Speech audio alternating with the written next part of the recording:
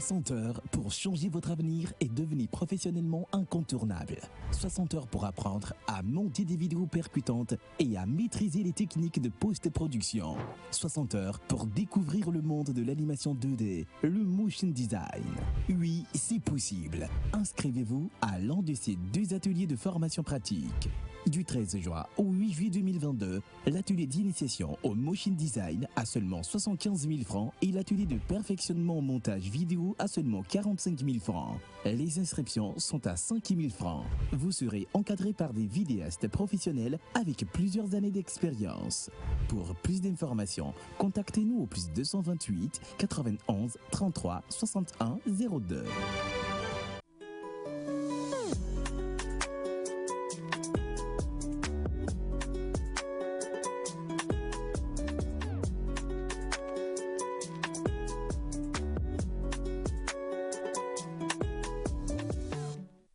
À tous et merci d'être en notre compagnie pour ce magnifique matin.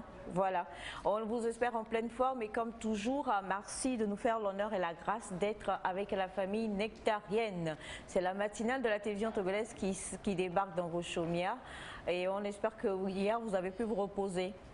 Qui sont ceux qui se sont reposés hier? À moi. En fait, quelquefois tu es couché, mais tu réfléchis tellement que c'est plus un repos. C'est comme... Et Naïda, oui. C'est comme... tu as toujours le mot Agbemenya.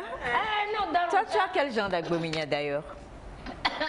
Maman Aïcha. Il y a l'Agbemenya de rendre fière maman Aïcha. Ça nous travaille le cerveau. C'est vrai que c'est le Agbemenya le plus répété C'est répétitif que je subis très souvent. Parce que le rêve le plus ultime là, c'est de rendre fière maman. Et parfois quand je dors, je dirais je dors pas. Ton cerveau saute dans ta tête. Ouais, on dirait que je suis éveillé, c'est comme un match, ça fait goudou. Pas ma chante qui est qui? Il y a ce qui ne veut rien dire. Il dit non, laisse. Dit comme ça fait drôle. Carrément, les gars. C'est vrai.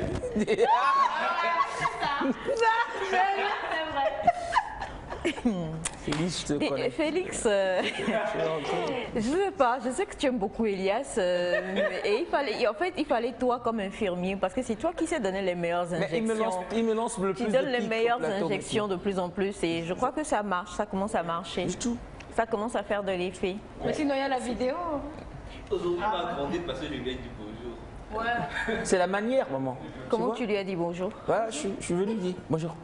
Bonjour. Bon, maintenant on est au Togo là. Comment il doit te dire comment il doit te dire bonjour? Pourquoi pas? Vous savez, par exemple, quand l'oncle Batiana est rentré, il m'a vu, il a dit bonjour Elias. Et puis j'ai senti, il y avait vraiment une chaleur, plutôt pas une fraîcheur, une chaleur là. Mais lui, il me dit bonjour.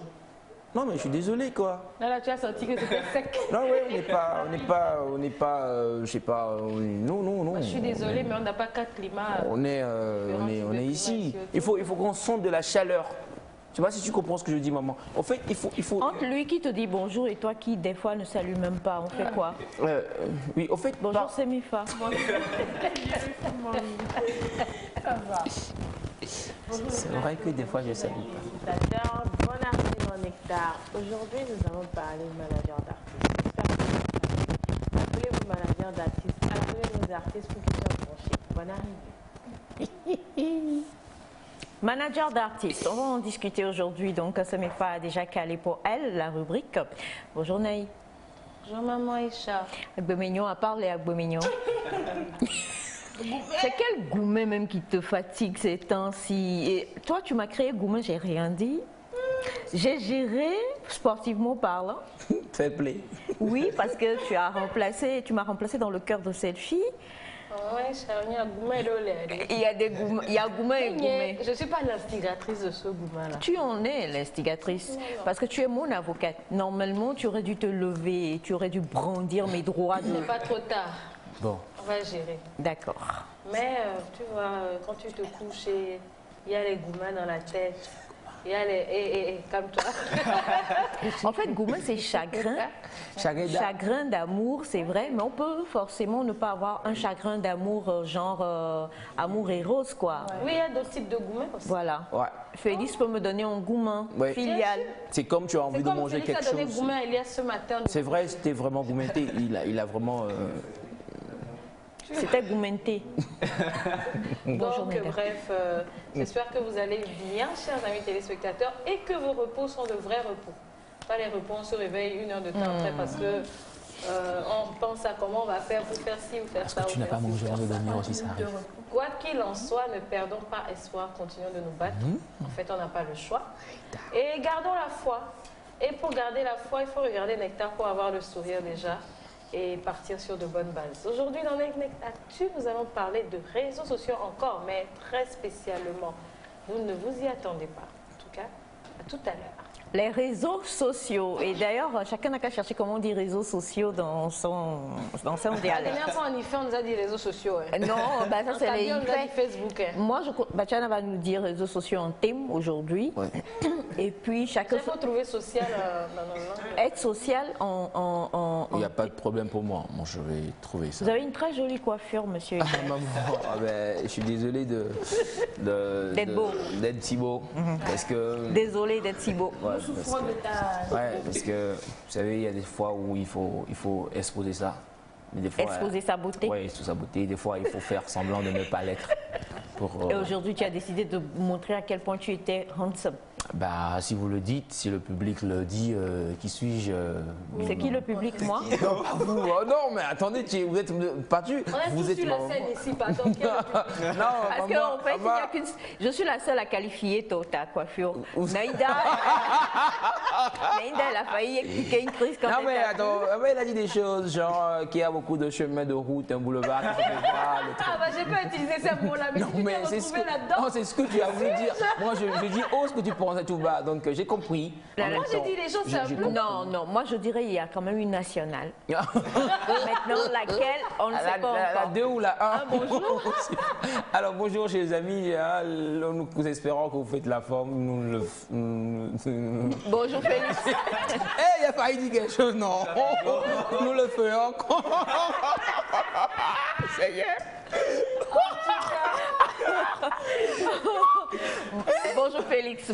Bonjour. C'est Bonjour. mieux. Comme Elias me l'a appris, j'espère que c'est assez chaleureux. J'espère que vous allez bien. Ça, Et ce n'est que- pas toi, reste toi. Ouais, c'est toi. Bonjour. Pardon, on ne pas de lui ressembler. Donc j'espère que vous allez bien. Et que voilà, les téléspectateurs vont bien également. On va parler manager d'artistes, on va parler réseaux sociaux, on va partager des informations également. Et c'est tout ça qui fait Nectar. Donc restez avec nous, vous ne serez pas déçus. Bien, restez avec nous et si vous avez pu découvrir de quelle nationale il s'agit par rapport à monsieur Atta Aï, merci d'envoyer la réponse ou votre découverte sur le numéro de Nectar. Pour l'heure, comme toujours, de la bonne musique, de belles sonorités. On va y aller tout de suite avec Foul et Daphné. C'est parti. Rendez-vous international du rire à Lomé. Rendez-vous international du rire à Lomé. Rendez-vous international du rire à Lomé. Rendez-vous international du rire à Lomé. Du 6 au 12 juin, à Lomé, au rendez-vous. Oui, je dis bien, rendez-vous du rire à Lomé. Venez, nombreux, on sera là, nous tous.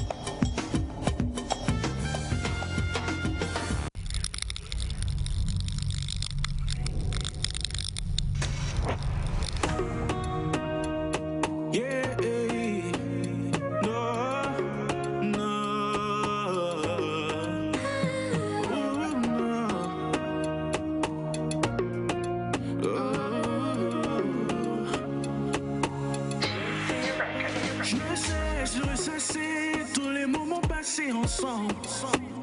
Obligé de tout avouer car je ne sais plus à quoi m'attendre.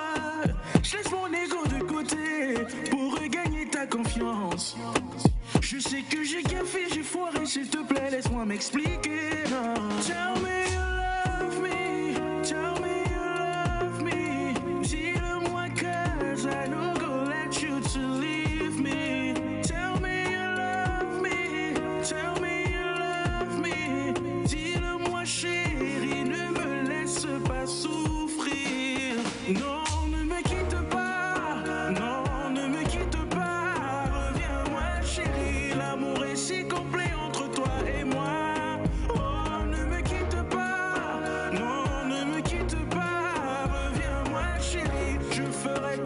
pour être près de toi.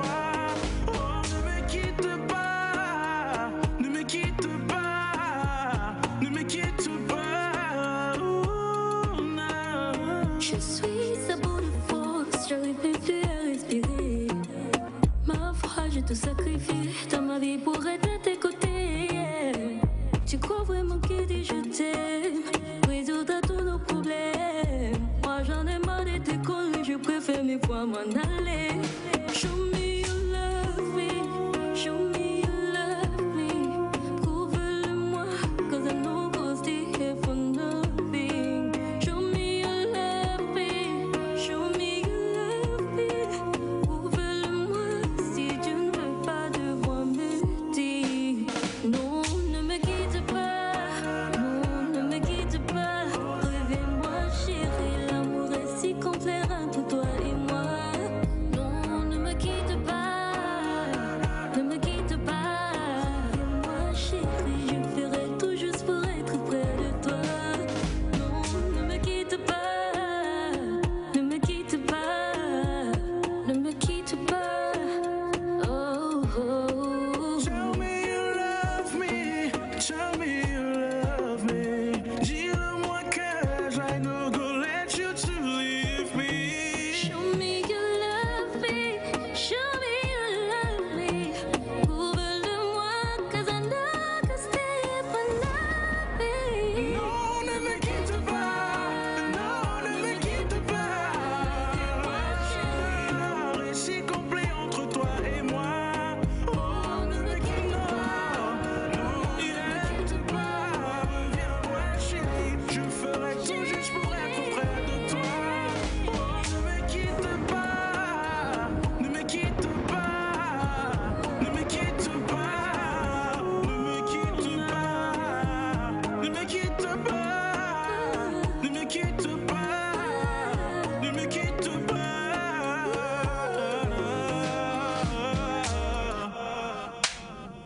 Okay, we'll take another shot.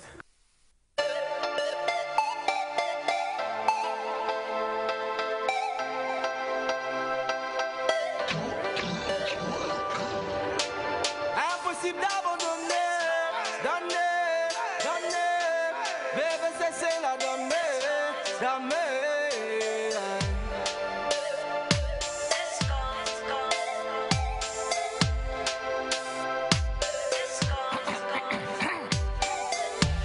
Impossible d'abandonner, combattant seul au sommet.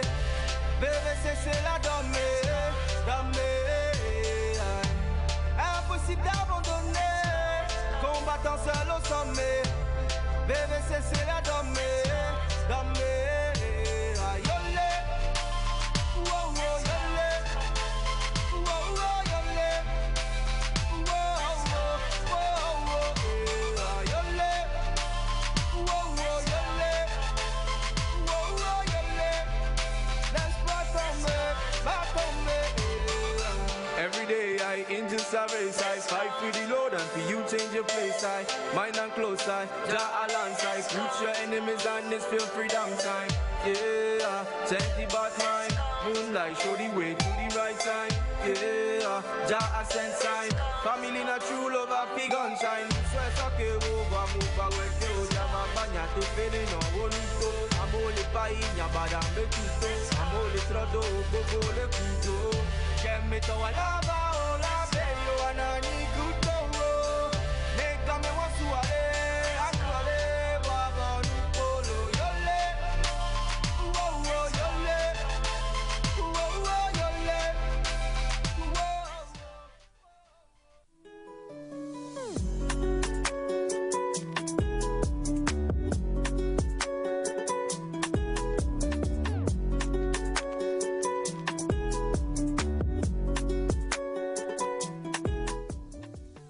Voilà, donc nous sommes de retour sur le plateau et tout à l'heure on vous avait donc proposé Full en featuring avec Daphné, Reviens-moi, histoire de dire donc pour toutes les personnes qui peut-être passent par un petit gouement, un léger gouement, un petit chagrin d'amour, sachez qu'il faut tout simplement des fois mettre the pride besides. La fierté de côté. La fierté de côté et puis aller... Pardon à Voilà, il faut demander pardon, il faut chercher la discussion, il faut aller vers la discussion. Et puis, si ça ne s'arrange pas, ça ne s'arrange pas. J'ai vu une publication d'une fille. Le gars lui a dit c'est fini. Elle dit comment c'est fini? Je t'ai demandé de me draguer. Tu savais que tu allais me draguer, après tu avais besoin de calme. Il ne fallait pas me draguer. On se voit tout à l'heure. Tu arrêtes ton truc là. Tu fais c'est sérieux. Je supporte cette fille-là. C'est ce qu'on doit faire. Moi, je constate qu'il y a des sœurs qui lâchent vite. Elles laissent vite, maman. Elle laisse vite l'affaire. Il faut tenir dur. Maman, il faut menacer les gars. Dans certaines situations, il ne faut pas lâcher tomber. Il ne faut pas laisser passer. Il n'y a pas de souci. Vous avez compris l'idée générale. C'est vrai que dans certaines situations, comme tu le dis, il ne faut pas laisser tomber rapidement. Mais on dit souvent chez nous au Togo, hein, vous le savez, c'est le Togo qui arrive chez vous, donc on dit souvent chez nous, on tend la quoi et sia, c'est-à-dire il faut jauger de la situation. Il ne faut pas juste être dans une situation ou bien dans une relation et dire je me battrai. Quand il ne le faut pas, il ne le faut pas. Mais quand il y a encore des zestes d'espoir, ben tenez bon, c'est important. Allez chanter Reviens-moi. Il faut dire à Naïda, Naïda, je te demande pardon mon bébé. Je ne voulais pas te blesser. Reviens-moi. Et c'est parti pour les pleurs. Le psychologue nous a déjà appris au niveau des pleurs ici, donc ne soyez pas du tout impressionnés. Non, moi, mes pleurs viennent du cœur. Jusque je dis à mes larmes, on est à la télé. Ne sortez pas, ne sortez pas. Et elle t'écoute. Ce sont des larmes polies. C'est mieux.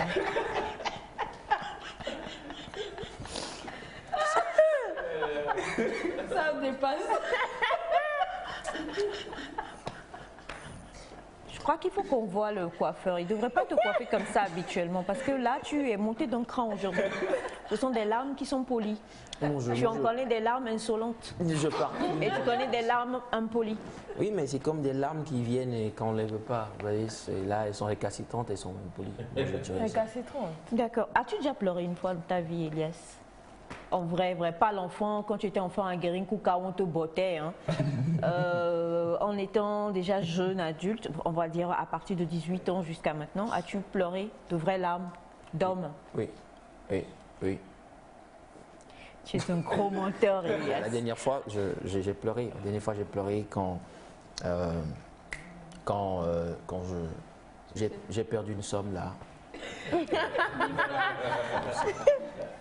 Et puis il y a une personne décédée la dernière fois, une personne qu'on a perdue, j'ai pleuré. Tu as pleuré? Oui. Tu as pleuré à l'intérieur ou tu as pleuré en faisant des larmes impolies? C'est vrai, ces larmes ont été impolies. Mais non, mais moi je pleure plus à l'intérieur. Je suis du genre, quand j'ai mal, je le ressens à l'intérieur. Et c'est vrai que je ne suis pas trop démonstration. Mais des fois, avec toi, Bon, ben d'accord. Bonjour Thomas. Bonjour Aïcha, bonjour Plateau. Comment tu vas? Super bien, je rends grâce. La dernière fois que tu as pleuré en tant qu'homme, on parle des hommes. Hein? Il ne pleure pas. Non, ça m'arrive souvent de me libérer vite. Ah, quand t'es lapin, il a des animaux. Quand c'est lapin, voilà. Donc tu pleures aussi? Très souvent. Très souvent. Oui. Les romantiques. Oui. Non, mais parce qu'en fait, il est prouvé que les femmes sont rapidement attirées et touchées par des hommes qui pleurent, par des hommes qui savent, par les hommes qui savent laisser ou qui savent montrer leurs émotions. Tu es déjà marié, pourquoi tu demandes? Oui, non, mais je veux savoir. Ne va pas fatiguer ton épouse. Hein. Non, mais sérieusement, donc je voudrais savoir si ma famille, si les hommes de ma famille sont des hommes sensibles. Même, je crois, c'est la semaine dernière. Oh, petit frère, je suis fier de toi. Non, mais... Tu bats le record parmi les hommes.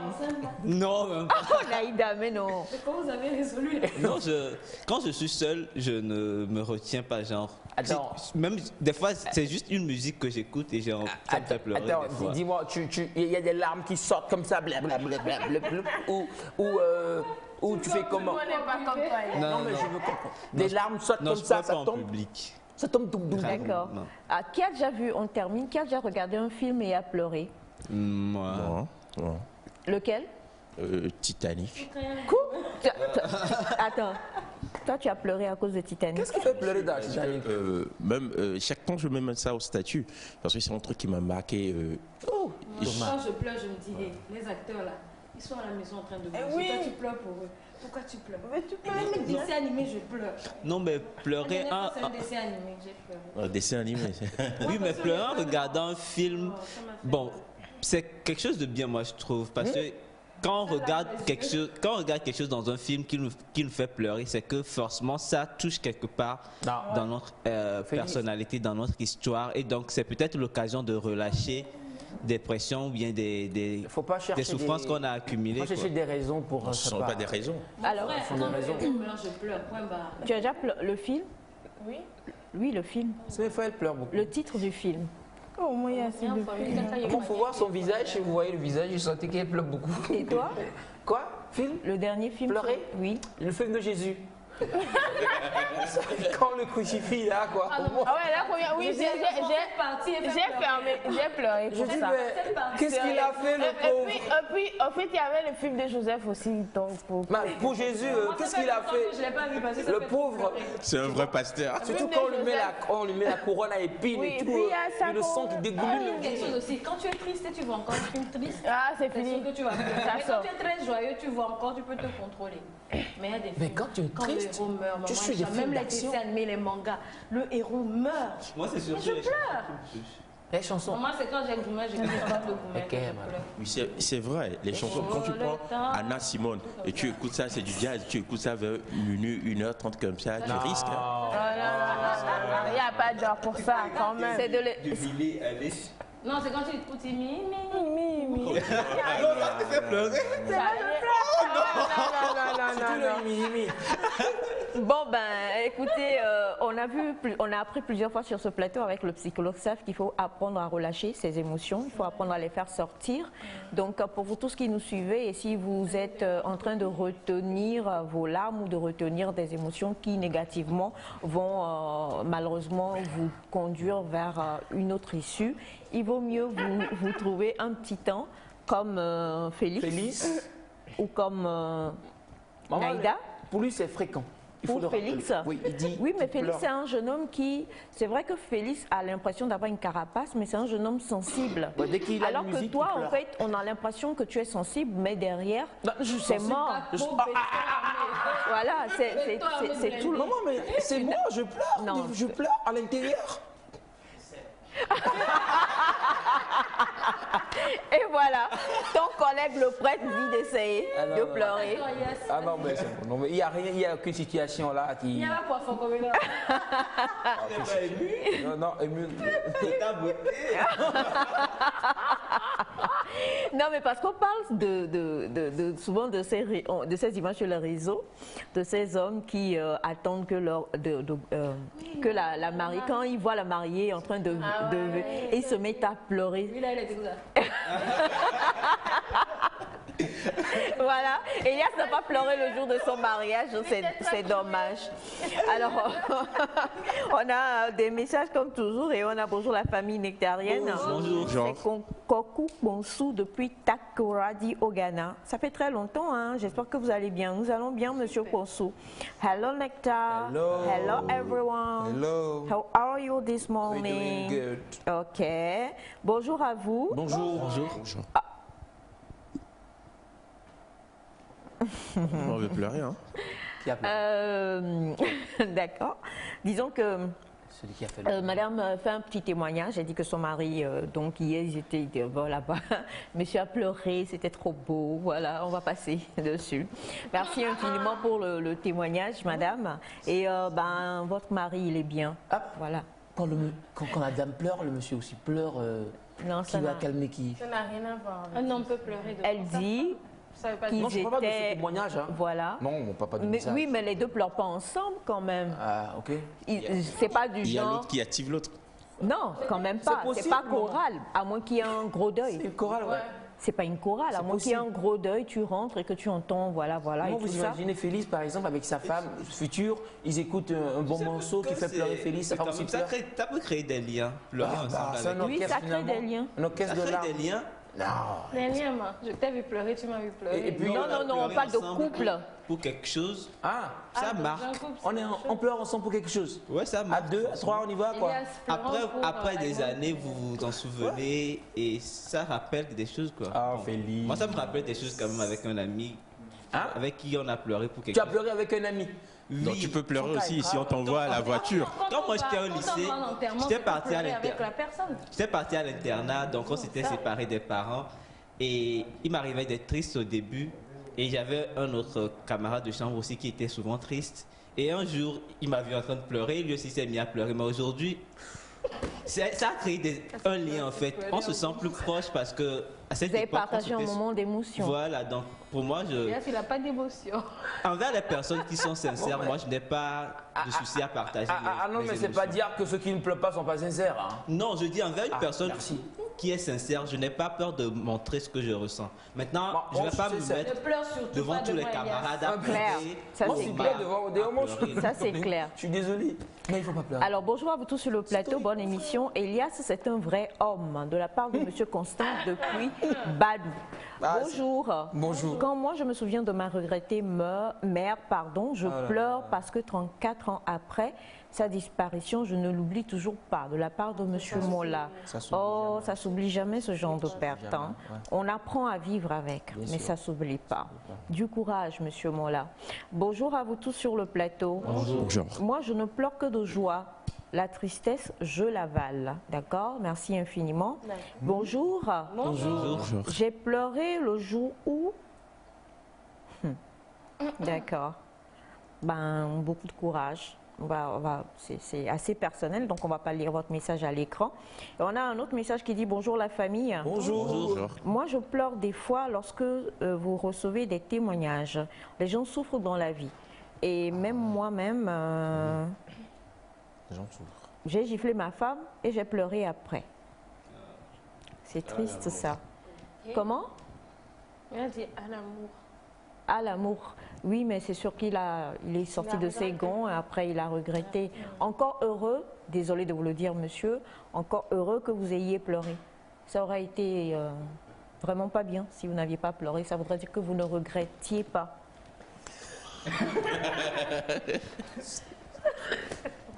Elias. Je vais te gifler et puis après je vais pleurer. Tu crois qu'on va te gifler à tour de rôle? On va pleurer. Bonjour à vous la famille, comment est-ce que vous allez? Super. Je voudrais savoir si quelqu'un comme Batiana qui passe son temps à résoudre les problèmes des autres a des problèmes et s'il a déjà pleuré. Chez nous on ne pleure pas. Mais il y a des problèmes. Pleurer n'est pas thème. Pleurer n'est pas thème. Batiana, faut pas dire, faut pas unir ta nièce ici. Et Thomas, tu vas nous aider avec le micro s'il te plaît. Batiana, bonjour. Pleurer n'est pas thème. Non, mais maman, attendez. Pleurer n'est pas thème. Va là-bas. Bonjour Batiana. Pas d'accord. Bonjour Aïcha. Comment tu vas? Bon, je vais bien. Bonjour tout le monde. Bonjour. Et bonjour téléspectateurs. Tu sais, Aïcha. Ok, nous reviendrons dessus dans les prochaines émissions. Non, il y a pleurer et pleurer. Non, c'est deux verbes en fait. Oui, il y a de cela 3 mois. C'est une petite sœur mariée qui avait des problèmes et qui déconnait. Et je les ai convoqués. En réunion, ils disaient certaines choses si bien que ça m'a rappelé nos papas. Donc, tout de suite, j'ai senti que les larmes devaient sortir. Et je suis rentré aux toilettes. Et tu as versé des larmes. J'ai versé les larmes, je suis ressorti après. Et ils n'ont rien su. C'était des larmes comment? Oui. Beaucoup de larmes ou elles n'étaient pas impolies. C'était des larmettes ou des larmes? Des larmes. Des larmes. Des larmettes, c'est des comme larmettes. Ça m'a rappelé mon deux papas, mon papa et son grand frère. C'est la fille du grand frère de mon papa, mon oncle paternel. Ces choses-là. La façon dont il nous guidait, je me suis rappelé et ça t'a touché. Voyant ce que la petite sœur est en train commettre comme bêtise, ça m'a fait rappeler. Ça, ce sont des pleurs valables. Sinon, chez nous, on ne pleure pas facilement comme ça. Là. Mais là, c'est valable parce que la personne faisait des choses pas bien et puis ça fait mal. On s'est souvenu de... Ne continue pas plus loin, Bachana. Maman, c'est ça, en fait. Moi, j'ai vu des thèmes pleurer quand c'est... Alors, hello, oui, là, nous pleurons de rage. Nous pleurons face à la défaite. Pleure vraiment. Hein. C'est pas... Si tu vois un vieux, papa, il est âgé et tout. Elias, tu es sûr? Alors, non mais quand elle sait mon père de vous pleurer. On va des papas pleurer avec leur enfant parce qu'ils ont perdu le match. Alors on a Hello Nectar. Hello. How are you? Good. You don't feel the joy you give us every day. It hurts me when I don't have time to follow you. Okay. Crying is good because crying by following or remembering some elaborate one or makes the right decision. Make things after Kono Nukuno from Ghana. Tu vas pleurer tout à l'heure. Tu vas pleurer. I can't believe it. Mama. Qui pleure? Il est comme Bachana, il dit quand il a de mauvais souvenirs, quand il se remet.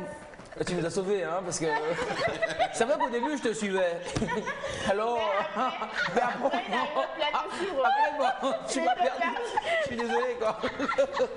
But it's good, it's good. It's good. Il a même plus à suivre ça. It's good. Sorry. You cry. Tu pleures de joie là.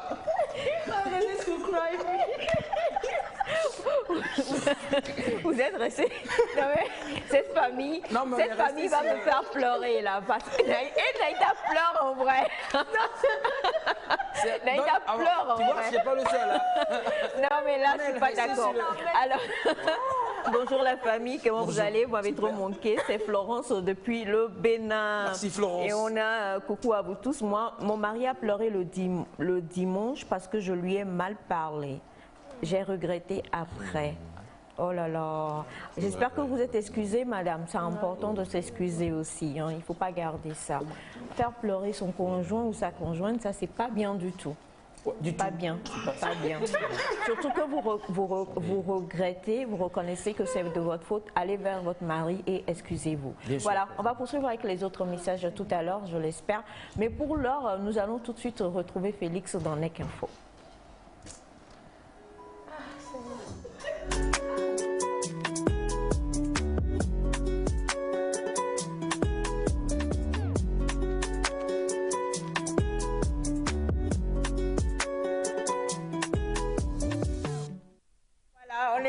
On est en train de pleurer de joie sur le plateau.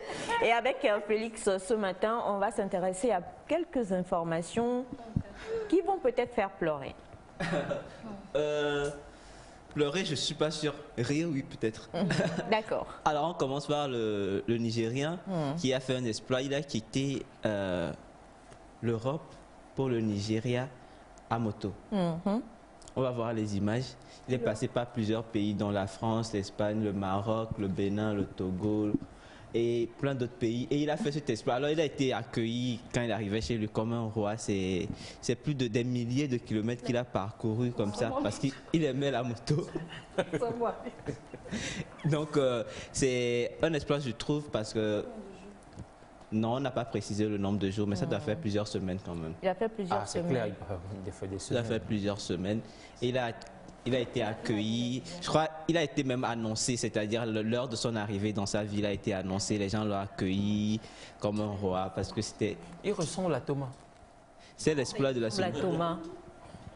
Mais tout récemment, je pense aussi qu'il y a quelqu'un aussi qui est venu au Togo à moto, pensant par la France, hein? Oui. Il faut avoir des visas. Oui, tout récemment, oui, non, même passé où. Il faut avoir des visas pour les pays qui le demandent. Je crois que la plupart des pays francophones ne demandent pas de visa pour les citoyens européens. Donc, il n'a pas eu besoin de visa. Lui, c'est un athlète, non? Enfin. Non, c'est pas. Il a fait. C'est un Nigérien. Non, attention. Non. Il est d'origine nigérienne. Naturalisé, voilà. Mais il faut dire que c'est une action qu'il a faite pour la lutte contre une forme de I have it in English. J'ai peur même de parler anglais. Je préfère me taire. Oh maman, tu peux parler. Non. Donc en fait, il a fait pour militer pour une cause. Voilà, pour militer pour une cause. Donc c'est un peu différent parce que son départ a été annoncé. Ce n'est pas parce qu'il le fait que les gens commençaient par relayer l'information, mais il a annoncé ça bien avant. Et son départ, à partir de son départ, il a été suivi, un peu comme on fait souvent la route du désert et tout ça. Alors, la seconde information, je crois que vous avez tous entendu parler de ça, de ce que la crise actuelle, la crise économique actuelle pousse les gens à faire dans certains pays. Bon, je vais mentionner le Zimbabwe, où ça se dit que certaines personnes vendent leurs orteils à 40 000 dollars. À 40 000 $, ça part de 40 000. Donc ça part de 10 000. Moi, j'ai discuté avec Elias. Elias ça part de 10 000. m'a parlé de son amour pour moi. Elias, vrai le plus gros est à 40 000, ça fait 80 000. 10 000, ça fait encore 80 000. Mais c'est dollars, c'est en dollars. Oui, c'est en dollars. Ils vendent leurs orteils. Voilà. Pourquoi, au fait, les gens achètent leurs orteils? Pourquoi? Pour l'instant, il n'y a pas de... Puisque les personnes qui achètent ne sont pas des personnes connues, ce n'est pas une structure officielle qui achète, c'est un peu clandestin. Donc, on n'a pas vraiment la cause, ce que les gens font avec les orteils. Mais beaucoup se disent, ben, l'orteil, là, je ne l'utilise pas vraiment, je peux la vendre. Ils se rendent pas compte, en fait. Quand même, quand tu veux vendre quelque chose, demande-toi qu'est-ce que l'autre a gagné. Qu'est-ce que l'autre a gagné en achetant tes orteils? Je me demande bien qu'est-ce qui peut être derrière. Légalement parlant, ça peut être du trafic d'organes, juridiquement parlant. Maintenant, au-delà de ça, ça peut avoir d'autres explications, même spirituelles. Donc, il faut vraiment faire attention. On voit des gens blaguer pour dire c'est où je veux aller. Bon, c'est les amis qui disent c'est où je veux aller, moi aussi je veux aller, moi aussi je veux aller. On espère que c'est de la blague et que les gens ne vont pas vraiment passer à l'acte pour aller vendre leur orteil parce que... Non, on va pas dire ça en haute voix. Moi, je trouve juste, je sais pas, malheureusement, il y a plusieurs jeunes qui vont s'y donner. Malheureusement. Parce qu'on se dit qu'il y a la crise, donc il faudrait qu'on s'en sorte par tous les moyens. La personne va se dire un petit orteil, je prends 5 millions. Alors, Dit comme ça, c'est beau. Hein. Moi, je dis comme ça, c'est beau, mais en même temps, les retombées forcément seront énormes. Seront énormes. Parce que après c'est du business. Si l'autre achète ça à 10 000 $, c'est qu'il veut en faire quelque chose pour gagner plus que ça. Donc il faut se poser les questions. Oui, comme la dame. Oui. Il y a une dame, il y a une orteil qui reste. Ah, si, il semble que le... On a vu la photo, non? J'ai lu que le plus gros est beaucoup plus cher que les plus Oui, c'est le plus gros qui est à 40 000 $. C'est ça? Est-ce que serais-tu prêt à vendre pour moi? Moi, déjà, je vais démarcher ça. Je vais m'y abler. On va. Et là, ça va être plus cher que ça, normalement. Qui a le plus gros? D'accord. Alors, la troisième information, on en parlait le vendredi dernier. Le procès de Johnny Depp a été finalement tranché et Amber a été reconnue coupable de diffamation. Elle doit payer 15 000 $. 15 000 $. 15 millions. 15 millions, excuse-moi, 15 millions de dollars à son mari. Alors il faut reconnaître que Johnny Depp aussi a été reconnu coupable de diffamation à travers de son avocat, qui lui aussi doit payer 2 millions. C'est un jeu de millions. Donc on constate que finalement, durant le procès, des deux côtés, chacun a menti un peu, chacun a soutenu des fausses causes et c'est un peu dommage pour un couple qui s'est aimé de se retrouver en justice à mentir l'un contre l'autre. Bon, ben, c'est parce que pour eux, c'est médiatisé aussi. Mais l'histoire qu'il y a derrière, c'est aussi que Amber a dénoncé le fait que on ne considère pas les violences faites aux femmes. Et des féministes se sont levées et disent non. Là, ce que toi-même tu as fait, c'est pas bien. Oui, son avocate est partie témoigner dans pas mal d'émissions pour dénoncer le fait que on n'a pas considéré ça, alors qu'il y a aussi un tort de sa part. Il y a le gros tort même de sa part. Et puis elle victimise. C'est ce qui est un peu dangereux. Elle s'est beaucoup victimisée, mais il faut reconnaître que la violence dans le couple est à bannir, que ce soit du côté de l'homme ou du côté de la femme. Mais il faut aussi comprendre que par rapport à ces stars-là aussi, c'est vraiment des questions de grosses sommes. Donc c'est à qui remportera la palme d'or et pourra rentrer dans son... Johnny Depp, sa carrière reprend. Sa carrière reprend, très bien. Il est maintenant dans les pubs de parfum. Il semble qu'il est allé à Disney la dernière fois habillé en pirate des Caraïbes. Encore heureux, félicitations pour lui. On son cas est beaucoup mieux que Will. Alors, on termine en Angleterre où le week-end dernier c'était célébré les jubilés de la reine Elisabeth II. Et il y a beaucoup d'événements qui ont eu lieu durant ce jubilé-là. Alors, pour ceux qui sont fans de People, ce qui a fait parler beaucoup de personnes, c'est que la demande d'invitation de Kim Kardashian a été refusée par la reine. Elle a demandé à être invitée à la cérémonie, elle a été refusée. Beaucoup en ont parlé, comme quoi il ne suffit pas d'être populaire. Et puis, c'est pour dire que dans l'aristocratie, il y a des normes. Si tu es femme et que tu n'es pas souvent décente, on ne peut pas t'inviter à ce genre de... Je ne pense pas que ce soit ça. C'est quoi la raison selon toi? Parce que pour la famille royale, tout le monde entier, ce sont des roturiers.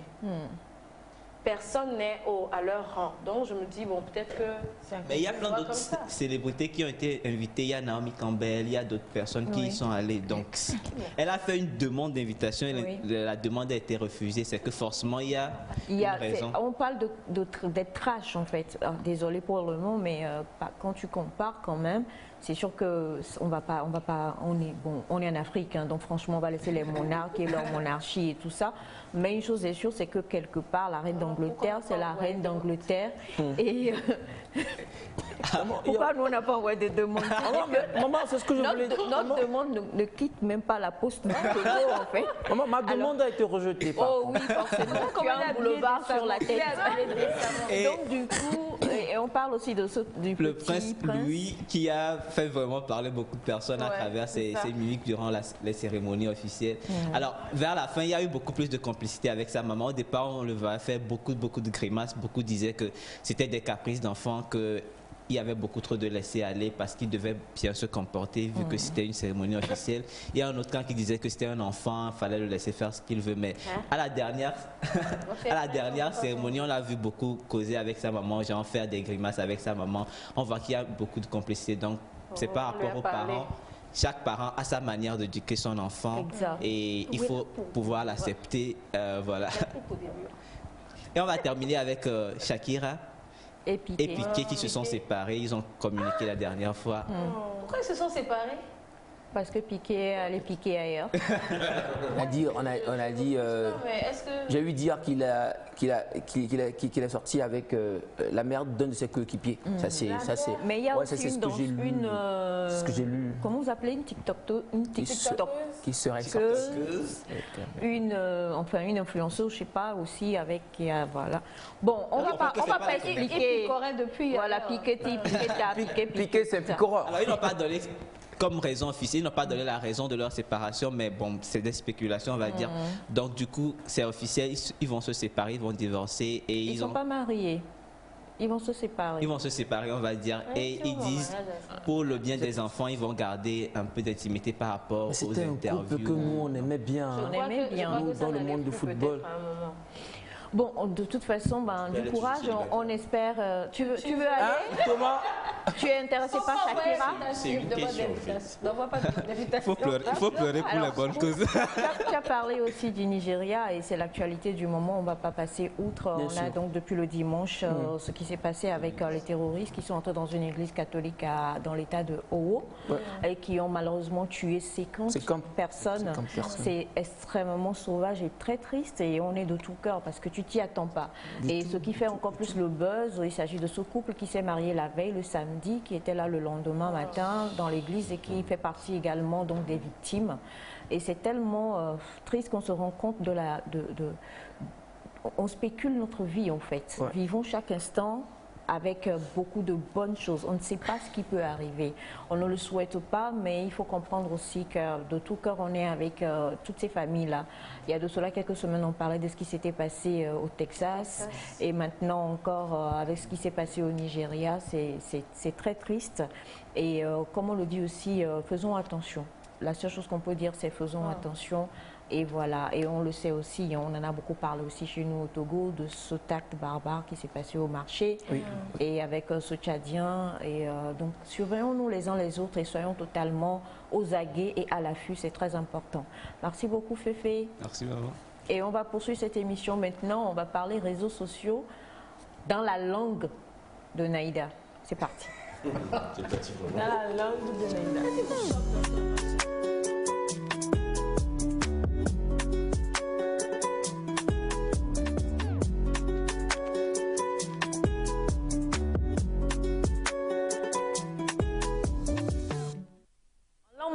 comment est-ce qu'on dit réseaux sociaux? Et en thème, comment est-ce qu'on le dit? Bachana, pour le moment, il est aux toilettes, il se remémore la pète de mon grand-père et du grand frère du grand-père. On ne va pas demander en thème tout de suite. Par contre, on va demander à notre jeune Eve. Pas en chinois, je te prie. Pas en chinois, elle va oser parler chinois ce matin. En Eve, réseaux sociaux. Non, attends, quand Miaou viendra demain, tu parles chinois. Pour l'heure. Ouais, réseaux sociaux. En quelle langue? En Eve. En Eve. L'Eve qu'elle parle là, qu'on aime tellement entendre. Société. Kachacha. Oui. Et Kachacha, c'est être social? Ouais, bon, le dit ça. Kachacha, c'est Wi-Fi, ça.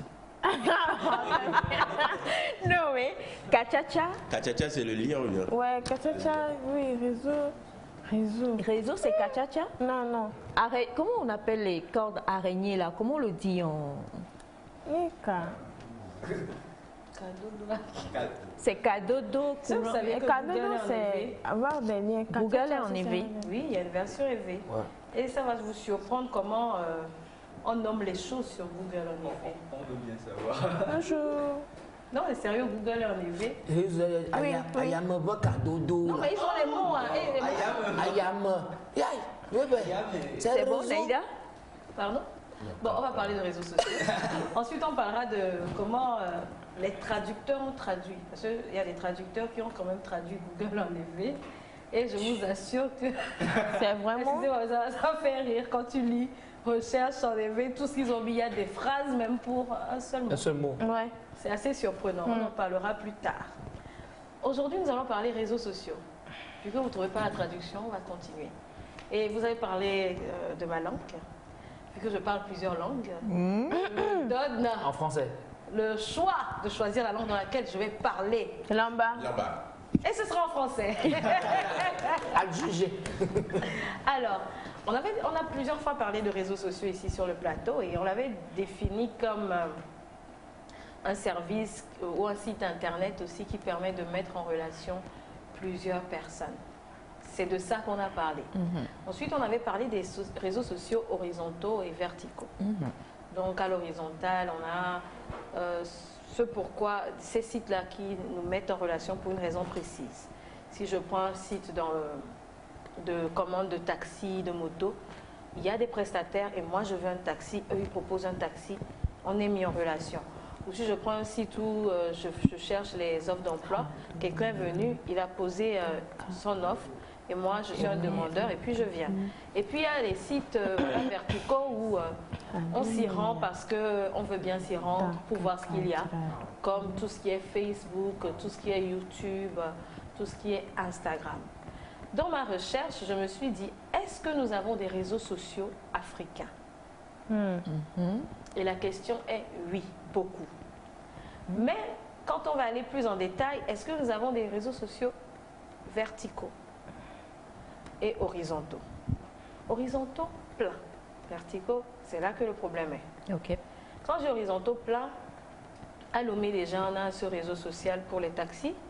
On a plein de réseaux sociaux, je vais dire, pour la nourriture. Les compagnies ont leurs réseaux sociaux, si on peut le dire ainsi. Ce sont des applications, mais ils nous mettent en relation. Si on prend la Côte d'Ivoire, on a une autre application pour les taxis, une autre application pour la nourriture. Donc oui, beaucoup de réseaux sociaux. Il y a ces applications également, ces sites sur Internet. Quand je cherche une jupe, tu tapes jupe au Togo, ils t'envoient vers les vendeurs du grand marché qui ont mis des annonces. Donc on a beaucoup de réseaux sociaux. Mais le problème, c'est que quand on va dans les types de réseaux sociaux, YouTube, Facebook, Instagram, c'est là qu'on ne trouve quasiment personne. Il y en avait beaucoup avant, mais maintenant, quand tu retournes sur les sites, ils ne sont plus là. Ils ont commencé, il y a un Togolais qui avait commencé quelque chose de bien, mais en moins de 2 ans, il a laissé tomber. Il y en a toujours qui sont là, on va en parler. Mais ce que moi je remarque, c'est que on met en place ce réseau social et beaucoup de gens ne viennent pas forcément. Alors qu'un réseau social, on le sait, vit de la publicité, des choses comme ça. Les gens préfèrent aller où c'est déjà plein parce qu'il y a plus de chances de vendre là-bas que d'aller où vous n'êtes que 2 ou 3 ou 4. Donc c'est l'un des problèmes auxquels sont confrontés les réseaux sociaux que nous avons ici en Afrique. Ce qui fait qu'il y en a très peu. Il y en a plein qui sont arrivés à une période, mais aujourd'hui quand tu tapes soit le domaine n'est plus attribué, soit le site n'est plus là. Mais quoi qu'il en soit, il y en a encore qui sont là. Et on va parler de 3 essentiellement. On va aller au Cameroun, au Sénégal et ensuite on va revenir au Togo où certaines personnes ont créé des réseaux sociaux qui sont toujours là. Mais attention, ce n'est pas toujours ce à quoi s'attend en matière de réseaux sociaux. On a Dicalo. Dicalo est une messagerie un peu comme WhatsApp. Au Cameroun. Donc c'est ce monsieur, ce Camerounais-là qui l'a créé. Donc ça regroupe des personnes, c'est un peu comme WhatsApp avec les statuts, vous causez quoi. C'est vraiment fait sur ce modèle-là. Donc ce Camerounais s'appelle Alain Ekambi et c'est son application de messagerie. Donc ce que Dicalo a de particulier, c'est que les autocollants ne sont que africains. Les stickers sont africains. Tu ne vas pas retrouver les stickers qu'on a comme ça dans les autres applis comme WhatsApp. Donc, je ne sais pas si vous savez, mais beaucoup d'Africains créent des stickers. Donc, on a Kame Stickers, Zuzukwa de la Côte d'Ivoire, Naija Stickers du Nigeria, Oju, voilà, c'est ce que lui, il utilise dans son application. Donc, c'est un peu comme WhatsApp et ça consiste en de la messagerie. Donc, voilà un peu les stickers qui sont proposés sur son application. C'est ce que ça a de particulier. Donc, selon ses propres statistiques, il compte 48 000 utilisateurs aujourd'hui, dont 36 000 sont actifs chaque jour. Donc, c'est un peu dispo sur toute Android, iOS, aussi sur PC, on peut utiliser Dicalo. Donc, c'est spécial Cameroun. Ensuite, l'autre, ce qu'il faut savoir, c'est que chaque application, chaque réseau se dit qu'il est le premier réseau social africain, alors qu'il y en a eu avant eux qui ont dit premier réseau social mais qui ont disparu. Donc on a touché aussi au Sénégal qui se dit premier réseau social africain, mais là c'est pas comme Facebook et tout, c'est pour l'éducation. Et ça il y en a beaucoup d'autres aussi en Afrique. Il y a des cours gratuits, il y a des cours payants, tu viens t'éduquer, tu viens faire des exercices, voir des cours, c'est vraiment ça. Et le troisième dont on va parler, c'est Miva Social. Miva Social a été créé par un Togolais. Et Miva Social est là depuis 2013. Ah, moi je suis sur Miva Social depuis 2014 quand même. 2014-2015, j'ai créé un compte que j'aimais. C'est vrai que malheureusement, je n'y vais pas autant que je vais sur les autres. Donc Miva Social a été créé par Jean-Marc Kwevidja. C'est un Togolais qui réside aux États-Unis. Il a créé Miva Social. Moi, je l'ai utilisé, donc je sais un peu l'expérience que c'est. C'est un peu comme Facebook. Et ça met en relation les Africains. Il y a le réseau togolais, si tu le veux, par pays. Et il y a le réseau global, africain. Donc, c'est un peu comme Facebook. Tu fais des publications, on peut aimer ta publication. C'est quasiment le même fonctionnement que Facebook. Il y a Mivazi, qui ont des shops dedans, où tu peux mettre ta musique, il y a des shops pour le shopping où les Africains proposent leurs produits. Pour moi, c'est celui qui tient le plus dans le temps et qui est le plus élaboré. Maintenant, le problème aussi avec certaines applications africaines, c'est qu'elles ne sont pas aussi rapides que les applications comme Facebook où c'est travaillé tout le temps. Ici, ce n'est pas aussi rapide. En tout cas, je ne l'ai plus utilisé, mais tu peux avoir un problème peut-être à te connecter ou il y a des petits soucis comme ça qu'on peut avoir. Sinon, il est là depuis 2013, il fonctionne toujours et il y a plein d'Africains, en tout cas, c'est un réseau africain qu'on a sur Miva Social. Donc Miva comme Togolais, quoi, venez. Miva Social. Et soyons sociaux. Non, voilà. Donc c'est pour moi le réseau social africain qui tient vraiment depuis très longtemps. Depuis 2013 quand même, ça fait un bon moment. Ça fait 9 ans. Mais le problème, c'est qu'on ne connaît pas. Oui, c'est ça, on connaît pas. Peut-être que c'est un problème au niveau du développement, de la publicité, je ne sais pas, mais on ne connaît pas tellement. Mais c'est là. Miva Social.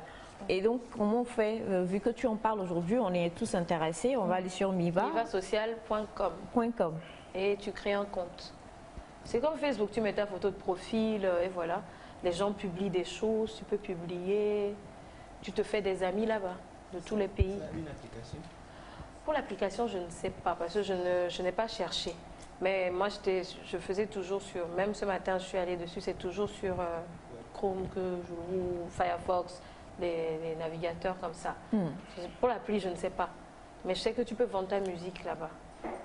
Si tu es musicien, voilà, tu peux la poster là-bas, la vendre. Eh bien, merci beaucoup, ma chère Naïda. Miva Social, soyons sociaux. Et moi, franchement, j'aurais jamais pensé. 2013, ça fait 9 ans. Comment ça se fait? Quelqu'un a déjà entendu parler? Personne. Non. Il y a le Mijo. Justement, ça a été du bouche à oreille pour moi. Une amie qui était aux États-Unis qui m'a dit, on a créé, en 2015, ils venaient de le créer, on a créé un réseau social, ça peut te permettre de faire ci, ça, et puis je me suis inscrite. Mais j'avoue que je n'y vais pas autant que sur voilà, que Facebook et tous les autres. Voilà, parce que, bon, excusez-nous, mais c'est encore à améliorer côté vitesse. Facebook, tu cliques, tu veux que ça va ramer. Mais je crois qu'ils tiennent, ils tiennent vraiment dans le temps. Parce que toutes les autres applications que j'ai trouvées en ligne, quand j'ai cliqué, ils ne sont plus là. Wow. La majorité des réseaux sociaux type Facebook, Instagram, ils ne sont plus là. Alors, on a réseaux sociaux, ben voilà, hein. Quelqu'un là, tu n'as pas, tu vas lire avant qu'on ne passe à autre chose. C'est quelle langue, s'il vous plaît? Bon, araignée, et je vous prie de ne pas rire jusqu'aux larmes et de ne point rire d'ailleurs. On promet. Tu nous as fait promettre. Araignée, Yedoka. Réseaux sociaux. Yedoka. C'est quel Yedoka? Yedoka. Voilà. C'est quelle langue? C'est un éveil, non? Réseaux sociaux. Adam Demon, Nyakaka. Ah, c'est pas Yevigo. Voilà, donc Yevi, c'est Yevi. Yedoka, c'est ce qu'elle disait. Yedoka. Okay. Bon, Adam Demon, Nyakaka. Ça, c'est réseaux sociaux. Oui. C'est sa version. Adam Demon, Nyakaka. C'est que ça doit être Internet. Tout ce qui est TIC. C'est de monsieur Aïna. Ça me dépasse. C'est comme, attends, c'est comme le jour où j'avais fait cette rubrique où on parlait du vrai nom des objets et on a parlé des cotons-tiges qui en fait son vrai nom c'est bâton ou athée, quelque chose comme ça. Et maman je disais, qui va venir dire bâton ou athée, coton, tout ça. Tu dis coton-tige c'est simple. Et là, c'est trop long quoi. Et c'est vrai que s'il faut qu'on aille par exemple sensibiliser une maman au marché de handicapé pour lui parler Miva Social, là on est obligé d'utiliser Yedoka et tout ça. Hein. Ça c'est clair. On a pas dit Facebook, WhatsApp, elle comprendra. Maman, le Facebook dit le Facebook. Allez, merci beaucoup à toi, ma très chère Naïda.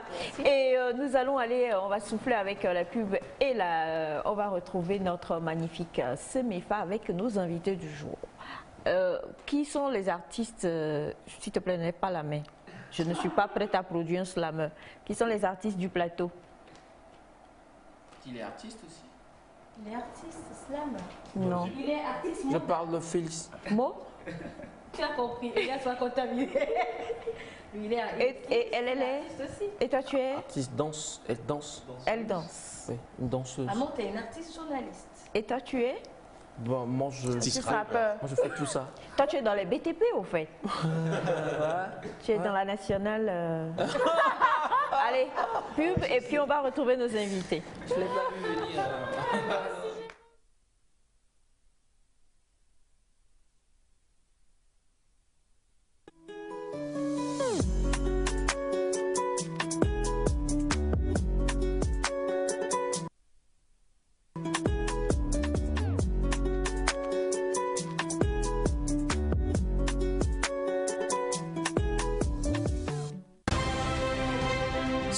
Heures pour changer votre avenir et devenir professionnellement incontournable.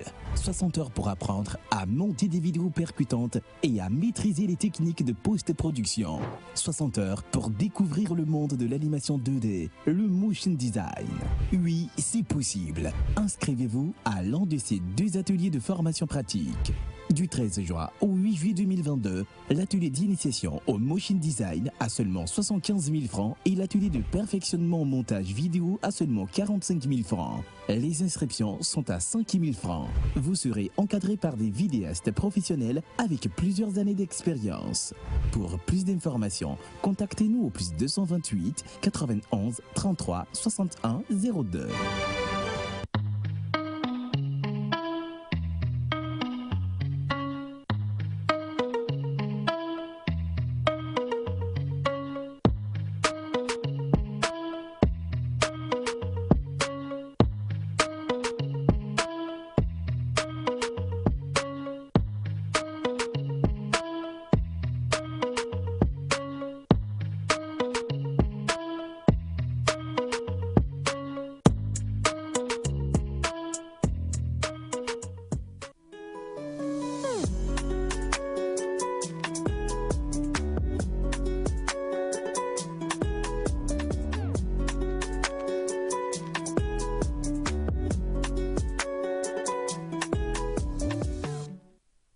Bien, on est de retour et on va parler aujourd'hui avec les invités que nous avons sur le plateau, de visages connus, aimés, appréciés, adoubés même dans le monde artistique.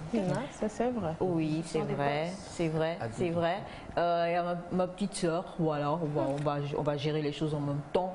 Je lui ai dit, écoute, tu viens, elle dit, écoute, grande sœur, j'arrive. Et puis elle était vraiment prise à partie, donc elle a été obligée d'aller dans ma penderie pour prendre ma robe. Donc si demain vous me voyez avec la robe, ça va étonner. Mais comme elle est en bleu, je suis en bleu et qu'elle veut rester. Tu es déjà en bleu, je vais te faire je m'apprête. À un moment, elle est en bleu, je suis en bleu, elle veut rester en bleu toute la journée. Du coup, on peut faire un échange. Quel genre d'échange? Tu comprends ce que je veux dire? Je n'ai pas encore très bien compris. Alors, honneur aux femmes. Bonjour Rachida. Bonjour, bonjour à tous les téléspectateurs également. Bonjour tout le monde ici. Bonjour. Bonjour. Ça va? Ça va très bien. Tu te sens bien dans ma robe? Oui, ça me va très bien. On dirait qu'elle a été faite pour toi. Pour moi, bizarrement. Bizarrement. Et également, donc en fait, il a porté ma casquette et puis je me suis dit, bon, ça fait rien quoi. Tout le monde me connaît, j'ai le cœur sur la main, j'allais dire la main sur le cœur, j'ai le cœur sur la main. C'est vrai. Voilà, j'ai le cœur sur la main et je suis très généreuse, j'aime beaucoup tout le monde. Donc quand il m'a dit, écoute, est-ce que je peux prendre ta casquette, j'ai dit, bon, pourquoi pas, si tu as envie vraiment de paraître plus fashion avec ma casquette, porte-la jusqu'à 8h30 et puis ensuite après on va pouvoir le pantalon aussi, hein? Tu as oublié le pantalon. Le pantalon ne va pas aller à Elias. Mais ce sont les chaussures qui... Les chaussures... Pourquoi vous parlez à mon nom? Moi, il y a la casquette et il y a les autres choses. Et les autres choses, il les a laissées là-bas. Donc normalement il va nous envoyer les autres choses, mais la casquette elle est vraiment à moi en fait. Donc il a juste voulu se fashioniser un peu ce matin. Et Elias veut prononcer sur le pantalon. Elias ne peut pas, parce que quand tu vois ses mollets et les tiens, il y a différence. C'est quoi mollet?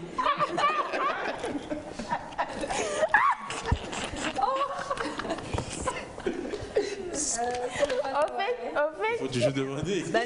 Nous sommes dans la rue de Séméco, on va la laisser présenter son invité, c'est encore mieux parce que là, ça va lui permettre de se recevoir. Ça va aller. Bonjour. Bonjour Séméco. What for you? En fait, bonjour chers invités spectateurs. C'est l'émotion, c'est l'émotion. Aujourd'hui, je suis avec Madame Rachida et Monsieur Dieudonné. Et nous allons parler autour du thème, le rôle du manager dans la carrière de l'artiste. Alors, Madame Rachida et juste Monsieur Dieudonné, ça ne va pas le faire. Il faut quand même qu'on puisse donner leur titre. On va laisser Rachida même donner. Donne les bons titres. On te connaît, tu aimes bien te cacher là. Donne les bons titres. Je donne le plus important. Non, il faut donner tous les titres. Bon, tout le monde me connaît en tant qu'animatrice radio, après manager d'artistes, beaucoup d'autres choses. Aujourd'hui, je suis responsable de distribution à Kézi Togo et j'ai aussi un web média, un petit web média. C'est petit ça? Attention. J'ai un web média, voilà, en développement. En développement, voilà, OB Média, on est en développement. Voilà. Monsieur Dieudonné. Oh, bonjour, bonjour tout le monde, bonjour les téléspectateurs, je pense que c'est là. Ouais. Bon, moi c'est Dieudonné Tometi, comme on est là pour parler... On est là pour parler management. On va pas faire tout dire, faut tout dire en même temps. Ok, bon, je suis le président de la MAT, qui est l'association des managers d'artistes du Togo. Bon, excusez-moi pour la voix, je suis un peu... Il n'y a pas de souci, c'est le coup de la début de grippe, ou bien. Et ça, c'est entre autres... je fais quoi encore, Rachida? Voilà, on parle de la casquette. Je suis chef projet à Moria. Moria qui est une marque, on appelle ça généralement de tribal wear. Voilà, puisque... on essaie de mettre en avant tout ce qui est motif africain et design en passant par tout ce qui est masque. C'est vraiment de valoriser l'art africain en fait. Et voilà. Et puis j'ai une agence de com, si on peut dire ça comme ça, spécialisé. Quelque chose comme ça. Ouais, comme ça, quelque chose comme ça, quoi. Rachida va dévoiler tout aujourd'hui. Donc voilà. Bien. Brièvement. Brièvement, hein, et c'est sûr qu'on on parlera encore de cela à la fin, mais vraiment, comme le dit Semefa, aujourd'hui, on va tabler sur ce terme-là, manager, et surtout manager d'artistes. Sur le plateau, nous avons des artistes, en l'occurrence mademoiselle Naïda Sambo et monsieur Elias Ataï. Nous avons aussi un slammer et puis une autre artiste qui est maman Aïcha. Attendez, donc lui il est... Oh, tu n'es plus pasteur? Les pasteurs aussi ont peuvent... des managers, Voilà, c'est parti. Ouais. Donc je crois que nous tous nous avons besoin d'un manager. Mais aujourd'hui nous allons parler vraiment de qui appelle-t-on manager? Qu'est-ce que le manager fait dans la vie de l'artiste? Pourquoi? Comment est-ce qu'il... Qu'est-ce qui est le rôle modèle au fait du manager? Qu'est-ce qui le pousse à faire ce qu'il fait? Et quels sont les contours au fait de ce rôle? Donc moi, je vais me tourner honneur aux dames. La première question. Quand on parle de manager d'artiste, quand on parle? D'accord, merci pour la question, si le président me permet. Ah ouais. Donc, d'abord, le manager d'artiste, c'est le collaborateur le plus proche de l'artiste. C'est le moteur, en fait, du développement d'une carrière. Donc, sa mission, c'est d'organiser toutes les activités au sein du staff de l'artiste, de planifier toutes les tâches, les stratégies pour accompagner les sorties de ses œuvres musicales. Et le plus important, c'est de le vendre auprès du public, également des promoteurs. C'est le côté business, c'est le plus important. Et voilà, donc pour résumer, ça, je pense que c'est ça. Je ne sais pas si... Oui, je pense que Rachida a tout dit. Généralement, bon, le manager, on l'appelle l'homme couteau suisse parce que c'est cette personne qui est l'interface entre l'artiste et l'industrie musicale. Donc cette personne, c'est un couteau suisse dans le sens où il accompagne l'artiste dans le développement de sa carrière, dans la gestion de sa carrière, et c'est le manager qui établit la stratégie globale ou bien, disons, le plan de carrière. Si tu travailles avec un manager, le manager doit être en mesure de te dire que voilà le plan d'action sur tel nombre d'années, sur 5 ans, sur 10 ans. C'est ce qu'on appelle le plan de carrière ou la stratégie globale. Et en fonction de cette stratégie, maintenant, il y a des actions qui doivent être mises en place pour pouvoir accompagner l'artiste dans l'éclosion ou bien dans, comment je vais dire ça, dans la valorisation de son art. Okay. Donc voilà. D'accord. Là, ça. Couteau suisse. Couteau suisse. Couteau suisse. J'ai entendu le mot moteur, j'ai entendu le mot couteau suisse. Donc tous les managers passent par la Suisse. Et vendeur. Il y a ces trois mots. Tous les artistes. Tous les managers doivent passer par la Suisse. Par la Suisse. Pour avoir le couteau, donc, en fait. Moi, ma prochaine question vient de vos réponses. Quand on parle de couteau suisse ou quand on parle de moteur, comment est-ce qu'on s'y prend? Parce que premièrement, tout le monde ne peut pas être manager d'artiste. Effectivement. Comment est-ce qu'on le devient aussi? Bon, il y a notre aîné qui s'appelle Chouchou qui dit souvent que un manager ne peut pas être illettré ou analphabète parce que ça c'est la base. Avant d'être manager, il faut pouvoir être lettré parce que dans notre métier, s'il y a un truc qui est récurrent, c'est l'étude des contrats. Oui. Donc, là où je parlais de couteau suisse, le manager doit avoir beaucoup de prérequis en fait parce que en termes de que ça soit du côté administratif, du côté marketing, vendre l'artiste, pouvoir étudier les contrats, le manager doit pouvoir être un bon DA, avoir l'oreille musicale, savoir que oreille musicale. Ah ben là ça va très loin. L'oreille musicale, faire de la direction artistique. Carrément. Parce que pour vendre ton artiste, en fait ton artiste c'est un produit. Et pour pouvoir le vendre, l'artiste, s'il sort des produits ou bien s'il sort des morceaux qui ne sont pas adaptés à sa cible, bon, on est d'accord que ça n'ira nulle part. Donc, toi, en tant que manager, tu dois pouvoir avoir cette oreille musicale et pouvoir dire à ton artiste que, bon, pour l'objectif que nous voulons atteindre, tu ne peux pas vouloir peut-être devenir un artiste international et faire de la musique qui ne respecte pas les codes. Et donc voilà, donc du coup, tu dois pouvoir avoir une bonne oreille musicale, beaucoup être cultivé. Parce que, bon, voilà, pour aller vendre ton artiste, il faut avoir du bagou, il faut avoir le sens du relationnel. Voilà. Donc, c'est de là où vient le mot couteau suisse, en fait. Parce que, du coup, moi, j'ai envie de revenir un peu à la base et de demander, parce que ce thème est là parce que nous, on a fait des constats. Alors, comment un artiste... On va parler parce qu'on parle au monde entier, mais surtout avec nos réalités togolaises. Comment est-ce qu'on a un manager? Quelle est la nuance entre le manager et le producteur? Naïda est artiste, Elias et les autres aussi. Est-ce que c'est toi qui viens vers Dieudonné pour dire s'il te plaît, manage-moi? Est-ce que c'est toi qui vas vers Naïda pour dire je veux être ton manager? Y a-t-il une nuance entre être manager et être producteur? À partir de quel moment cette aventure commence? Beaucoup de questions. D'accord. Alors, le producteur, en fait, c'est cette personne-là qui investit dans l'artiste.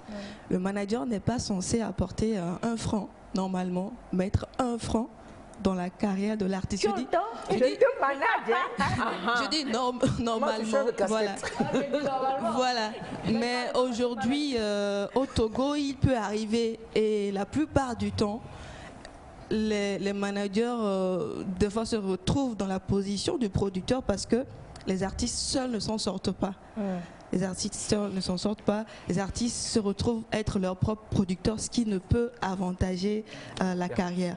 Du coup, le manager, face à cette situation, qui a envie de voir les choses avancer, est des fois obligé de dire ok, bon, je vais mettre ça. Tu sais, on va mettre ça, je connais tel ami, si je lui parle, il va gérer, on va faire ceci, cela. Donc c'est en cela même que le couteau suisse revient, tu es obligé de faire tout. Donc comment est-ce que l'artiste et le manager se rencontrent? D'abord, le manager peut découvrir un talent et dire tiens, je vois en toi quelque chose, je sais que tu as besoin d'aide. Moi, je suis peut-être disponible, je sais que je peux apporter quelque chose pour toi. Donc, si tu es d'accord, on peut travailler. On discute, voilà, on fait ceci, on fait cela. Après, s'il y a des retours, on se partage tel. Et de l'autre côté, l'artiste peut aller, et la plupart du temps, les artistes qui en cherchent tellement, il y a tellement d'artistes au Togo qui n'ont pas de manager et qui, à chaque fois qu'il envoie un, il leur fait la proposition. Malheureusement, peut-être qu'il y a déjà 2 ou 3, ce n'est pas conseillé pour un manager de prendre plus de 2 ou 3, maximum 3. Et aussi voir dans quel style les artistes évoluent. Je ne peux pas prendre 2 ou 3 artistes qui font pratiquement les mêmes choses. Donc l'artiste peut aller vers un manager. Si le manager a confiance à cet artiste, il peut accepter. Oui, j'ai un peu de place, je sais que je peux te trouver quelque chose, donc viens au travail. Donc c'est en ce sens. Et il faut aussi tenir compte de la vision de l'artiste. Tu ne peux pas accepter un artiste parce que juste il est venu vers toi. Si tu es comment dire, adulé ou réputé dans le domaine du gospel par exemple, ou hip-hop, tu ne peux pas manager un artiste gospel. Parce que si tu es dans le hip-hop, tu peux pas manager un artiste gospel parce que tu n'as pas le réseau. Il faut le relationnel, il faut aussi la réputation du manager. Si tu n'es pas réputé être un artiste gospel, un manager gospel plutôt, tu ne peux pas parler ou demander ou intervenir dans ce domaine. Du coup, ça ne va pas avantager ton artiste. Donc il y a ça. On ne peut pas seulement accepter parce qu'il faut être manager d'artiste ou parce que j'ai besoin d'un manager, je peux accepter n'importe qui. Donc il y a la vision aussi qui est importante. Si vous vous retrouvez tous sur la même longueur d'onde, que vous visez tous les mêmes choses, je pense que ça peut aller. Donc c'est un peu ça. Bon, juste peut-être rajouter un petit truc par rapport à ce que Rachida vient de dire. Le métier de producteur et le métier de manager sont 2 métiers vraiment antagonistes. Dans le sens où le manager est censé défendre les intérêts de son artiste en fait. Donc tu vois, par exemple, quand tu t'en vas signer un contrat de production, il faut que ton manager puisse t'accompagner, lire le contrat parce que bon, un contrat, voilà quoi, même la virgule a tout son sens, ou bien le point virgule a tout son sens. Donc, si et quand vous vous retrouvez dans une maison de production, généralement, ce qui se passe, c'est que à partir du moment où il y a des problèmes, c'est le manager qui doit défendre tes intérêts face au producteur, lui dire que non, il y a telle chose dans le contrat, il y a telle clause qui n'est pas respectée. Mais si le producteur se retrouve être ton manager encore, là, il y a conflit d'intérêts. Parce que, bon, voilà, toi, l'artiste, tu deviens...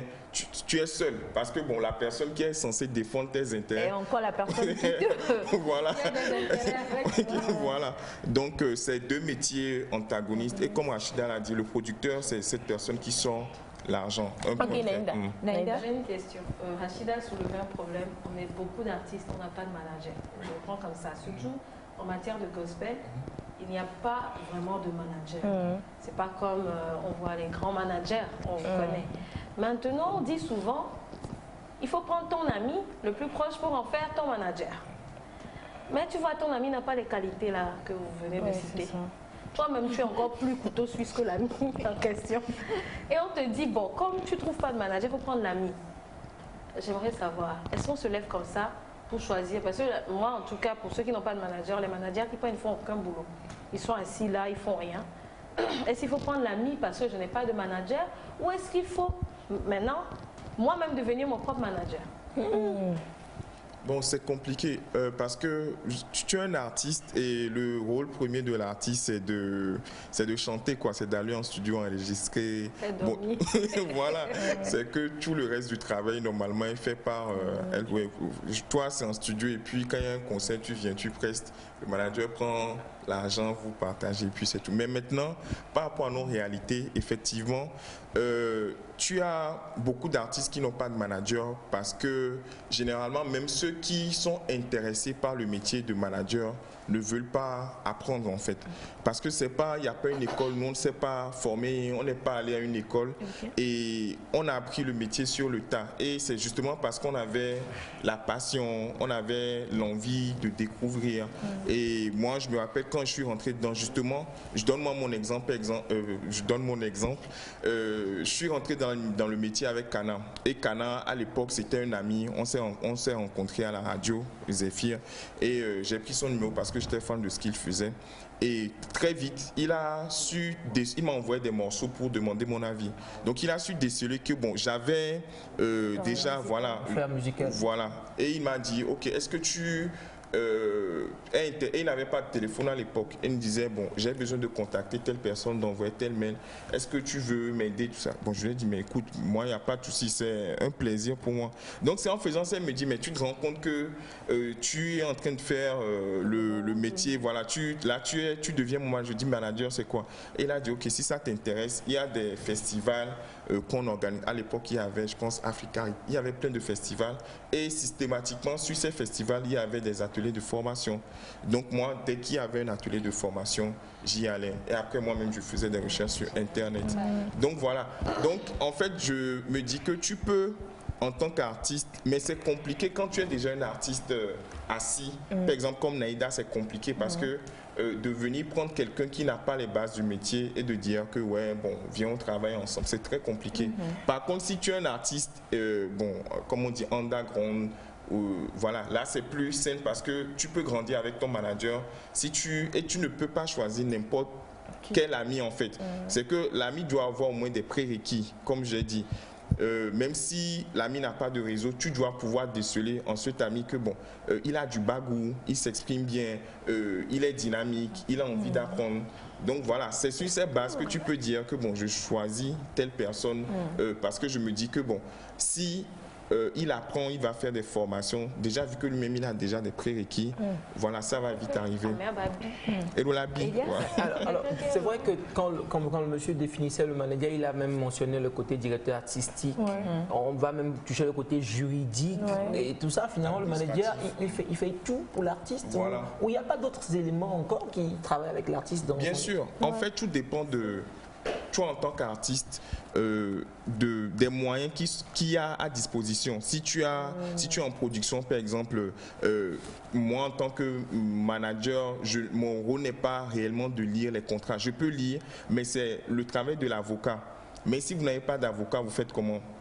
Donc il y a aussi des métiers, tout ce qui est directeur artistique, normalement c'est pas le métier du manager, voilà, c'est toute une équipe, que ça soit l'attaché de presse, voilà, quand on parle de direction artistique, il y a le son, il y a l'image, donc c'est des métiers, mais c'est toute une chaîne de valeur en fait, qui gravite autour de l'artiste seul, et c'est le manager qui est le chef d'orchestre qui dit ok d'accord, je compose le staff, je prends telle personne parce que il est bon dans son domaine et je forme l'armée autour de mon artiste.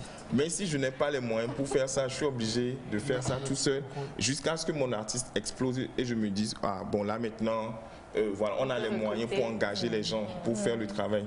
Donc, voilà. Alors ce qui m'a poussé à poser la question, c'est parce que, on ne va pas citer de nom, je connais des artistes qui, disons, c'est leur producteur qui leur a choisi le manager. Ouais. Et là, avec ce qu'on apprend, au contraire, le manager est censé être le garde-fou, le défenseur de l'artiste. Bon, si maintenant je viens signer chez le producteur, que c'est le producteur qui choisit le manager, du coup, ça veut dire que le manager ne va plus dans mon intérêt, c'est ça? Est-ce qu'on signe avec un manager sur quelle base? Là, on va bientôt entrer dans ta prochaine question parce que tous on est intéressés. Rachida, ça fait combien de temps tu as côté Loubou? Je ne veux pas faire de publicité à l'écran. Tu gagnes. Le cachet. Le cachet. On va rentrer. Il coste. Mon anglais revient. Présentable. La phrase est sortie. La phrase est sortie. Mais alors, c'est un peu... On parle de nos réalités au Togo, parce que ça ne sert à rien qu'on parle de ce qui se passe au Ghana et dans les autres pays. Nos réalités avec nos artistes. Le producteur, il choisit le manager de l'artiste. À partir de ce moment, comment ça ce manager-là, il est soumis à qui? Ou bien il est beaucoup plus positif pour qui? Peu importe qu'il soit choisi par le producteur ou par l'artiste, il est obligé de jouer son rôle. Moi, par exemple, je suis avec un artiste dont c'est le producteur qui m'a contacté. Et ça arrive souvent qu'il y ait des conflits comme ça quand tu es en train de défendre l'intérêt des artistes. Le producteur ne comprend pas. Il ne comprend pas que ce soit... En fait, ils s'attendent des fois à ce que tu t'alignes sur ce qu'ils disent, généralement. Mais quand ils se retrouvent seuls au milieu, ils pensent souvent que bon, tu es de mèche avec l'artiste, alors que toi, tu dis les choses en fonction de ce qui doit normalement se faire et en fonction des réalités. Donc, que tu sois avec le producteur, tu es obligé, en tant que manager, de jouer ton rôle parfaitement, comme il se doit, parce que les résultats dépendent de cela aussi. Donc tout dépend de ça. Effectivement. Et puis cette manière de travailler aussi, c'est les Nigérians qui l'ont ramené en fait. À un moment donné, ils se sont dit bon moi, je vais pas venir mettre tout cet argent dans un artiste et puis du jour au lendemain avec son manager, ils vont voilà. Ou bien si ou soit tu peux venir avec ton manager, mais si moi je mets l'argent et le manager n'est pas compétent, on fait comment? Donc eux, ils se sont dit quand je dois signer un artiste, moi j'ai mon label, il y a manager, il y a déjà tout. Donc toi tu viens en tant qu'artiste, tu signes le contrat, on s'occupe de toi à 360 degrés. Les clauses sont là, si c'est pas bien, tu prends ton avocat, mais le manager vient du label parce qu'ils se disent que le manager est compétent. Le manager peut bien défendre tes intérêts parce que si tu gagnes de l'argent, c'est le label qui gagne de l'argent, c'est le manager aussi qui gagne de l'argent. Et puis eux, c'est comme ça qu'ils fonctionnent. Ok, d'accord. Maintenant, je pense que le plus important, avant de répondre à cette question, il faut rappeler aux gens, que les artistes ne vivent pas encore en fait de leur art. Donc, imaginez les managers. Ah ouais, donc tu me garantis quoi. Faut pas que tu viennes toquer très tôt à la maison demain matin. Imaginez les managers. Donc c'est pour ça que les managers refusent de prendre les artistes. Mais, mais si cela est ainsi, pourquoi les artistes, plus précisément nos artistes, ont tendance à dire nos managers sont des mangeurs, si comme tu l'exprimes? C'est ça. On va arriver sur le fait de manger là justement. Okay, c'est mes femmes. Donc, mais quand on vient de passer de la rencontre, je vais demander quelles sont les attentes du manager face à son artiste. D'accord. Ouais. Les attentes du manager. Et en même temps aussi pour l'artiste, hein, c'est important. Oui, faut dire pour l'artiste aussi. Oui. En fait, le manager et l'artiste sont censés être très liés. C'est de former une famille en fait. Le manager, c'est le premier confident. Meilleur ami. Il peut remplacer même sa famille. Donc, et quoi? Je suis le manager d'Elias en fait. Il va pleurer devant. Voilà, donc il représente en quelque sorte sa famille. Donc l'artiste attend d'un manager qui soit à l'écoute en fait, qui soit à son écoute, qui soit assez patient. Tu vois, les failles de l'artiste doivent être comblées par le manager en fait. Si l'artiste est capricieux, le manager doit être doux, doit être assez... Oui, en fait, parce que... Ça devient intéressant. Je veux être manager. Il est capricieuse, comment? Non. C'est qui est capricieux? Moi. Je veux être manager. Si tu le dis. Le manager doit être assez professionnel, assez rigoureux, mais tout sauf capricieux, parce que l'artiste peut, oui, mais le manager au contraire. Il faut vraiment que les erreurs commises par l'artiste soient comblées. Voilà. Donc si l'artiste a peut-être une mauvaise réputation, qu'il y ait une raison ou pas, il faut que le manager dans cette démarche arrive à faire comment dire, d'évaluer. C'est là, en fait, ça peut être voilà, c'est peut-être le design que nous avons voulu de notre artiste. Au fond, il n'est pas ceci, il est cela, et vice-versa en fait. Donc, le manager au retour attend que l'artiste l'écoute aussi, voilà, parce que il est venu avec peut-être une stratégie, élaborer un plan de carrière et tout. Avec la production, ils sont censés lui faire confiance, parce qu'il est là justement, il est outillé, il a assez d'expérience, ils ont confiance en lui, donc ils sont obligés, en fait, de le laisser travailler, l'écouter, suivre ses consignes, jusqu'à ce que, je ne sais pas, au bout de son contrat, si ça marche, tant mieux. Si ça ne marche pas, que vous désirez ou vous voulez changer de manager, vous pouvez changer. Donc, il doit y avoir cette complicité entre les deux parties. Oui, effectivement. Je pense Rachida tout dit. C'est en termes de complicité. Oui.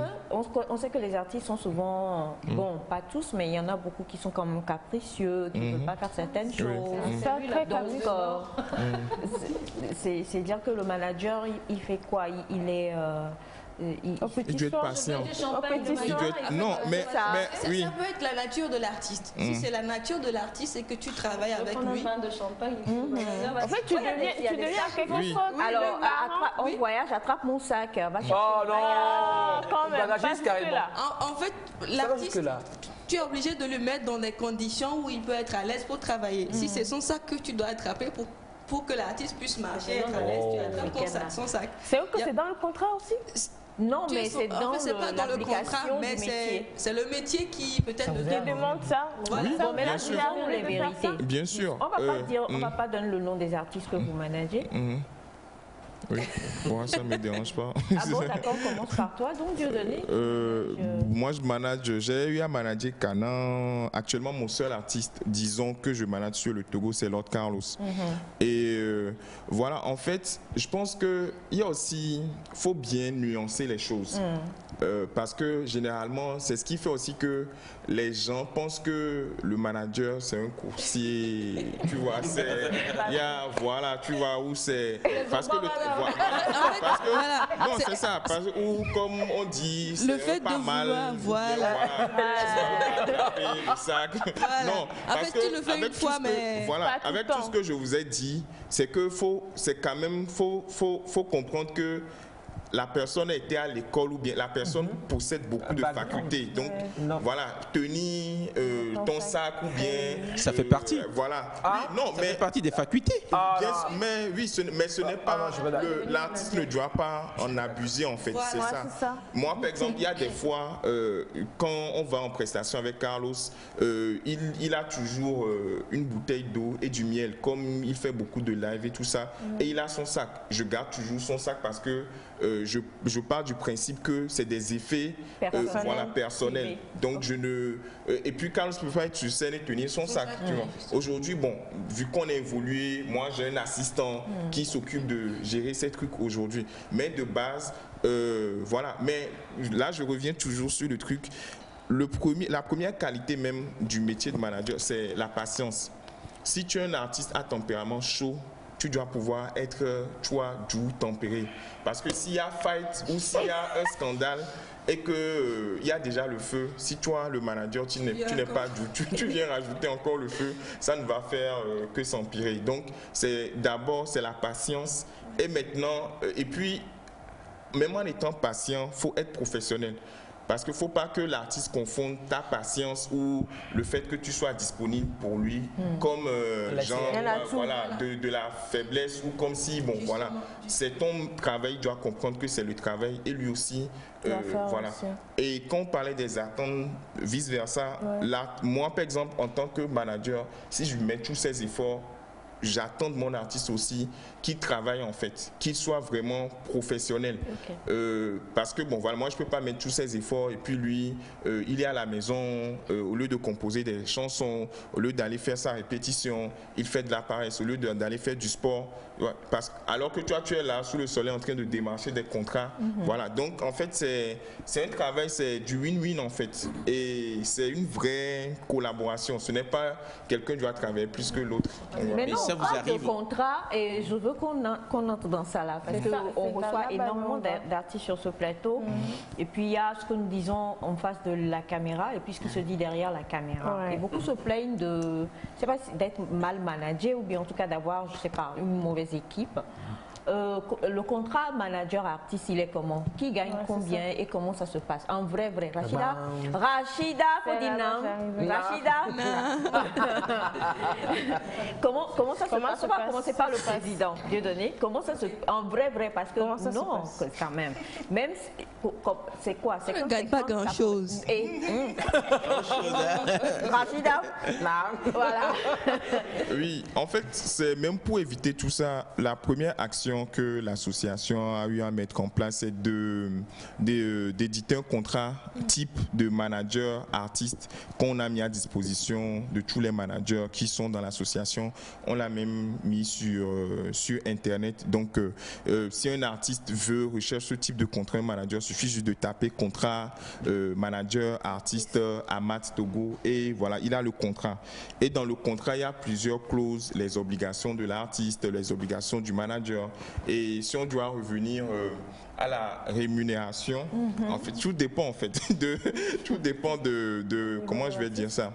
Oui, non, pas de l'artiste ou du calibre aussi du manager en fait, parce que on prend un pourcentage, c'est ça en fait, c'est que toi le manager, quand tu travailles, c'est la manière dont tu gagnes de l'argent, c'est par rapport aux scènes que l'artiste fait en fait, ou par rapport à un contrat de grand ambassadeur que l'artiste a. Donc on fonctionne en termes de pourcentage. Donc des fois ça varie de 10 à 20%. En fait c'est ce qui est réglementaire. Donc, au-delà de ça, franchement, de l'arnaque. Voilà, de l'arnaque. Voilà, le producteur prend son pourcentage. Voilà. Lui, c'est combien de pourcents? Ça dépend du contrat, en fait. Sinon, généralement, oui. Et puis, parce que le contrat de production, il y a plusieurs types de contrats de production. Voilà, tu as 360 degrés, tu as juste le contrat de licence. En fait, ce n'est pas, il n'y a pas des... Et plus les choses évoluent aujourd'hui, les gens changent, le métier change, en fait. Les gens réadaptent selon nos conditions ou bien selon nos réalités. On ne va plus prendre ce qui est fait en France parce qu'on se rend compte que bon, nos réalités sont différentes. Comme Rachida le dit, le manager vit-il de vous deux, on ne va pas parler, mais le manager togolais vit-il de son art ou de son travail? Moi, président. Oui, oui. Président. Non, en tout cas pour être franc. Il y a des managers qui peuvent dire qu'ils ont vécu bien qu'ils... Oui, au Togo. Oui, au Togo, moi je connais des managers... non. Oui, mais bon, voilà quoi. Si par exemple 100, c'est peut-être 2 ou 3. Donc vous voyez que c'est vraiment insignifiant en fait. Pour les artistes voilà. qui ont réellement... Okay. Voilà. 1000, c'est peut-être un. Et puis, le truc, c'est que toi-même en tant que manager, faut être speed en fait, parce que moi des fois je me dis que des fois toi l'artiste tu n'as droit que tu es seul en fait, alors que le manager lui peut avoir 2 artistes, 3 artistes, donc ça fait 3 sources de revenus pour le manager s'il sait bien s'y prendre, alors que toi l'artiste, bon tu as ton cachet, tu as ton il te prélève ton pourcentage. Bon, je voilà. peux permettre. Donc, mais bon après tout est question de ton talent, de ton étoile, de ton succès, tout ça. Donc, bon, voilà. j'ai une question. Revenons dans la vraie réalité. Et c'est laquelle? La réalité togolaise. Quand on prend 1000 artistes, excusez-moi, peut-être qu'il n'y en a que 100 qui ont des managers. Les autres se débrouillent. Quand on est comme ça, où je suis sûre qu'il y a plein qui nous suivent, qui n'ont plein de même pas de messages, manager, ils ne savent même pas comment ça fonctionne, ils sont leurs propres directeurs artistiques, ils font tout, ils gèrent tous les réseaux sociaux, tout à la fois. Quand on est comme ça, qu'est-ce qu'il faut faire? Parce que d'expérience, je sais que tu peux approcher les managers, ils vont refuser. Ils sont majoritairement, ils ne sont même pas intéressés par te manager. Parce que ce que j'ai entendu plusieurs fois, tant que tu ne brilles pas, ça n'intéresse personne. Maintenant, toi seul qui es non toi seul, comment tu fais jusqu'à arriver? Est-ce que tu peux te mettre à aller négocier les contrats toi-même, sachant qu'au Banam est sous bon? Déjà, est-ce que c'est bon d'être seul? Mais non, ce n'est pas bon d'être seul. Mais tu ne trouves personne pour te manager. Est-ce qu'il est possible, même par rapport à ce que Naïda dit par exemple, je sais que je fais du gospel et Rachida me dit, écoute, j'ai pas, comme tu l'as dit, j'ai pas ce réseau-là. Mais par exemple, si je dois négocier quelque chose, je viens te voir, je dis Naïda, sors de mon corps. Rachida, est-ce que tu veux juste essayer d'être interface et de jouer pour moi ce rôle de manager dans ce genre de situation?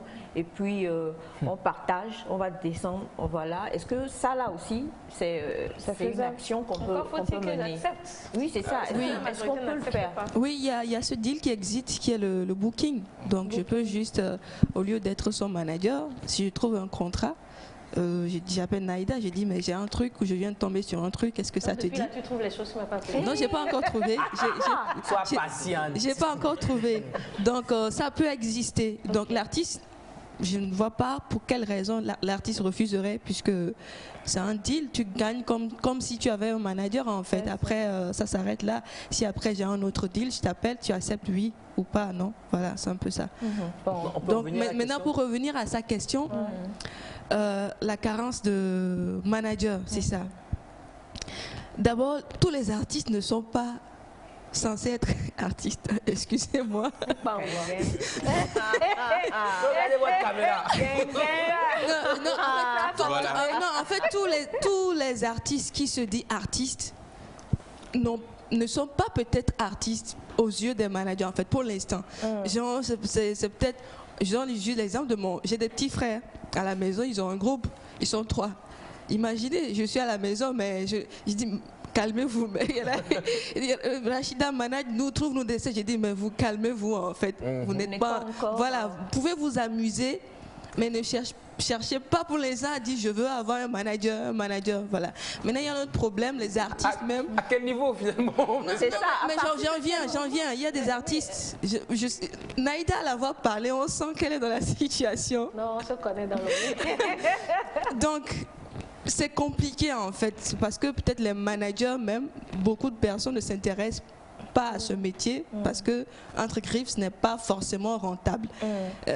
La plupart du temps les gens pensent que manager on est des mangeurs comme dit, non, mais c'est la passion et l'amour qu'on a pour l'artiste et son travail. Alors pourquoi est-ce que c'est sûr que ça fait, je crois, la MAT c'est depuis l'année dernière ou 2 ans. 2 ans. Ça fait 2 ans et c'est sûr que vous organisez plusieurs choses, des formations pour les managers, également d'autres choses, des réunions et autres et tout. Mais en vrai, on va dire la vérité, comme Thomas le dit. Pourquoi est-ce que les artistes, eux, tout ce qu'ils disent la plupart du temps, c'est que nos managers, ce sont des mangeurs. Il n'y a pas beaucoup de managers, il n'y en a pas assez, mais ils disent que ceux qui sont là, il y en a beaucoup. Ils sont assez je pense que c'est des excuses. Je pense que c'est des excuses en fait, parce que ça ne va pas. Quand ça ne va pas, il faut forcément trouver quelqu'un à qui voilà. Sinon, est-ce que le manager, généralement, vous voyez, les managers, ils n'ont pas que ça. ils n'ont pas que le travail du manager parce que voilà, on a justement parce que sur 6 mois peut-être combien de fois un artiste peut prester au Togo en fait. Nos réalités, il faut voir nos réalités. On n'est pas en Côte d'Ivoire ou au Burkina ou je sais pas. Vous voyez, on est au Togo et ça arrive, ça tombe rarement. Donc quand le manager fait son petit business et que il a aussi ses projets de vie et que ça marche un peu pour lui, l'artiste va penser que c'est son argent. Non, mais souvent, combien des fois quand tu discutes avec des artistes, étant artiste, les artistes donnent des exemples papables en fait. Lors des concerts. Oui. Quand tu prends ceux qui gagnent et par rapport au manager, non, il n'y a pas mal. Le manager prend combien? 10 à 20%? Non, c'est les 10% dont vous parlez. Mais en réalité... Non, je crois que c'est depuis qu'il y a la MAC maintenant que les choses sont régularisées de cette manière. Oui, en fait, c'est ça en fait. C'est que faut que chacun comprenne. Tu ne peux pas être artiste. C'est comme si tu me dis que tu es banquier et que tu ne maîtrises pas les contours de ton métier ou bien ton écosystème. Toi, en tant qu'artiste, tu dois savoir que si c'est moi-même qui produis ma musique, quand tu me ramènes un contrat, c'est comme tu es un apporteur d'affaires. C'est du 10%, c'est du 5%. Ce n'est pas au manager de t'imposer ça en fait. Ce n'est pas... elle là même, je ne l'appelle pas manager parce que bon, c'est un booker. Il vient, il te book sur un événement. Ce n'est pas... Et généralement, en termes de booking, il ne faut pas qu'on se mente à Mossona. Genre, par exemple, la personne va dire que Naïda coûte 800 000. Il va appeler Naïda, va dire que Naïda, caché, c'est combien? Naïda va dire, par exemple, 300 000. Elle a dit, ok, bon, il y a un qui a ou bien président, excusez-moi, je ne vous coupe pas. La personne que vous appelez Booking, vous êtes vraiment conscient que des fois, il se retrouve dans vos lots soi-disant manager. Bien sûr. Vous êtes vraiment... Oui, bien sûr. Mais le truc, c'est que effectivement, c'est... si toi, tu prends ce type de personne comme ton manager, c'est là où, bon, toi aussi, tu as une part de responsabilité. Parce que, comme on a dit plus tôt... Mais il y a un souci, si la personne se retrouve encore dans vos... Non, vous savez, moi-même, j'en ai été victime, en fait, par rapport à ça. C'est le côté un peu business sombre du métier. On m'appelle, on me dit... Tiens, j'ai un truc pour toi, c'est tel, mais je te donne tel. Tu vas refuser? Non. Non, en fait, là encore plus, la personne a été directe. Voilà, la personne a été directe parce que elle sait que je suis... Voilà. Mais ailleurs, si c'est un jeune qui arrive ou je ne sais pas qui ne maîtrise pas, on lui dit c'est tel quoi. Et tu acceptes. Alors que derrière, en fait, c'est les bookers qui ont tendance et c'est les managers aussi, mais c'est du business. Et nous-mêmes, on est dedans, mais on est obligé d'accepter des fois, entre griffes. Que de vrais managers. Oui. En fait, comme tout ce qu'on vient de dire là, imaginez, c'est pour ça que moi, aujourd'hui, je ne peux plus manager plus de même Carlos seul. Parce que soit j'ai le talent.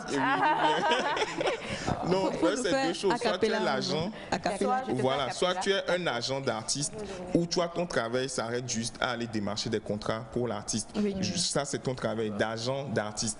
Mais quand tu es manager, c'est beaucoup plus complexe en fait. C'est que quand tu te réveilles là, c'est l'artiste qui est ton travail. Tu penses à l'artiste justement. C'est que qu'est-ce que je fais aujourd'hui pour que mon artiste puisse aller de l'avant. Je travaille, c'est l'artiste devient moi mon métier à part entière. Mais c'est ça en fait. Et beaucoup de gens ici confondent le métier justement d'agent et de manager. Et voilà, on a beaucoup plus d'argent parce que les gens aujourd'hui, quand ils pensent à manager, c'est là nous dit c'est non, ça s'arrête à là en fait. Donc c'est ça. Et des fois les managers aussi vont faire des deals foireux ou des fois c'est eux qui ne. Moi par exemple quand tu m'appelles pour le cachet de Carlos, je sais qu'il y a un minimum ou bien il y a un standard en dessous duquel je ne descends pas. Maintenant, moi je sais que moi ça me va. Pardon? Soit dit en passant. Oui. Merci beaucoup. Non, Carlos est un artiste valable. Alors Carlos est un artiste valable. C'est ça, si tu connais la valeur de ton artiste et tout ça, moi, et puis j'ai expliqué ça à Carlos, bon voilà quoi, c'est que faut que toi-même tu élèves le niveau. Si tel booker t'appelle aujourd'hui et te propose, disons que ton cachet est de 500 000 ou bien ta cote, ou bien ta valeur est de 500 000 et que parce que tu as faim, telle personne t'appelle aujourd'hui, tu acceptes 300 000, demain tu acceptes 200 000. Et notre milieu est petit en fait. Donc voilà, ça a commencé. Et toi, normalement, à qui on est censé payer 500 000, les gens vont commencer par te payer 200 000 et tu vas venir te plaindre que les choses... Donc on a fait un jeûne. Ah. Oui, bon, après c'est une histoire de sacrifice en fait et de vision. Mais il faut très longtemps, on a bataillé par exemple par rapport à Carlos pour ça en fait. Et aujourd'hui, bon voilà quoi. Mais il faut rappeler aussi cette question. Des fois, les producteurs ont tendance à imposer aux managers ce qu'il faut faire. Mais ça vous arrive, et comment vous arrivez à gérer ça? Le manager est encore producteur ou bien c'est parce que c'est le producteur? On a déjà parlé de ça. Alors, mais moi, reste peu de... il y a cette phrase qui est dite, l'artiste ne négocie jamais l'argent. L'artiste ne négocie jamais l'argent. Quand il a une équipe. Quand il a une équipe. Tu vas pas l'équipe là, tu vas parler. Ah oui, en fait, je parle. Oui, c'est ça. Parce que quand on parle... Il y a des amis là, d'anniversaire. Oui, parce que justement, des amis d'anniversaire, l'artiste n'est pas censé être accessible à tout le monde. Et il ne peut pas négocier, il n'a pas peut-être l'esprit marketing. Il a beaucoup d'amis qui l'ont vu grandir, qui l'ont vu devenir artiste, qui ont envie à chaque fois qu'il soit là. Donc, il peut pas... à chaque fois, si c'est l'artiste qui refuse, il perd peut-être des fans. Mais quand c'est le manager qui refuse, il accepte porter ce tort-là de dire ton manager, lui, il est méchant que de dire... Mais on est en Afrique, on t'a vu grandir. On est en Afrique. Oui, c'est pour ça que c'est le manager qui porte le fardeau. L'artiste se décharge en fait. Oui. Tu es artiste, on te contacte, tu dis va voir mon manager. Depuis quand? Mais quand il y a ça? Les filles comiques pas autant à Didier. Il faut les expliquer. Il nous reste 2 minutes. On va reprogrammer encore parce que malheureusement on n'a pas pu lire vos questions, chers amis, et il faut qu'ils répondent. Et il y en a beaucoup, même des managers qui envoient un message pour le président. On reviendra là-dessus. Mais ce que je voudrais dire, c'est que là, comme vous le dites quand même, il va falloir qu'il y ait un travail qui se fasse pour que nous, les profanes, nous qui aimons nos artistes, nous comprenions que à partir du moment où j'ai grandi, Naïda, on a grandi ensemble, c'est mon bébé et tout, et qu'elle est arrivée à un certain niveau, elle a une équipe, elle est Naïda que j'ai connue, mais elle est également Naïda artiste professionnelle. Donc les choses doivent, c'est à nous, les fans, ou bien voilà, c'est son travail. En fait, elle devient à partir de ce moment un produit. C'est pas parce que Naïda vend à Imolou que tu vas à chaque fois venir dire donne-moi voilà. Donc à ce moment Naïda n'est plus Naïda, c'est un produit. Donc elle te dira que quelqu'un qui met de l'argent, voilà. Donc c'est justement c'est l'un des objectifs de l'association, c'est de vulgariser le métier de manager parce que les gens justement ne comprennent pas. Moi plusieurs fois on a fait face à ce truc où Carlos, il y a des gens qui l'appellent directement et dès qu'il dit faut voir ça avec mon manager, les personnes se braquent automatiquement. Donc il est obligé de refaire de la pédagogie pour dire non, j'ai déjà parlé avec lui. Bon, lui il a conclu, oui. Avant que la personne ne se dise ok d'accord. Mais pour les gens, dès que tu parles de manager, c'est que oui, allô. Les gens ne comprennent pas réellement le rôle du manager. Et des fois ils reviennent pas. Ils reviennent même pas en fait parce qu'ils se disent que relancer la personne que mon artiste m'a dit ceci en fait pour lancer le débat. Parce que sinon ils viendront pas. On a peur. Tu n'as même pas 10 000 abonnés, tu veux dire. Alors, nous retenons pour cette première partie aujourd'hui avec vous, c'est que c'est même le métier de manager, c'est sacrifice et passion. Beaucoup de sacrifices. Patience, tout tempéré, tout professionnalisme. Et puis bon, c'est vrai, on a un couteau suisse et tout ça, mais il y a quand même 10-20%. C'est important aussi. Et à condition que l'artiste justement à condition que l'artiste alors que sur le volume, 10%, ça peut faire beaucoup. Voilà, justement. Voilà. C'est-à-dire que si c'est 100 000... Maman, je vais devenir manager. Non. Moi, vous allez me manager, vous tous. Alors aujourd'hui, aujourd'hui, c'est l'anniversaire de Rachida. Oh, vous êtes au courant? Parce qu'il y a plein de téléspectateurs qui envoient joyeux anniversaire Rachida Djibril. Et au moins, on va prêter. Je suis encore le manager. Tiens le micro. Voilà. Quand c'est ça là. Ouais, voilà, c'est un produit. C'est un produit. Voilà. Déjà, on va clôturer, mais merci infiniment à Menka qui était avec nous et à toute l'équipe qui a travaillé avec nous aujourd'hui. On reviendra encore sur la phase 2 et on pourra vous permettre à vous, les artistes et les autres qui avaient posé des questions, d'être là et de pouvoir les adresser directement. Peut-être je vais rajouter un truc vite fait. Depuis un moment, ça fait quoi, 2-3 mois, sur notre page Facebook, Instagram et puis YouTube, sur notre compte YouTube, on met chaque jeudi des capsules où on explique justement cette thématique en fait. Genre, c'est quoi le rôle du manager, comment faire un bon single, où on a essayé de prendre beaucoup de managers qui ont de l'expérience, qui ont traité cette thématique. Donc s'il y a des jeunes artistes ou des jeunes managers, ils peuvent aller sur YouTube, taper. Voilà. C'était pas mal. Oui, oui, il y a moyen de... Soyez sincères, s'il vous plaît. Joyeux anniversaire, joyeux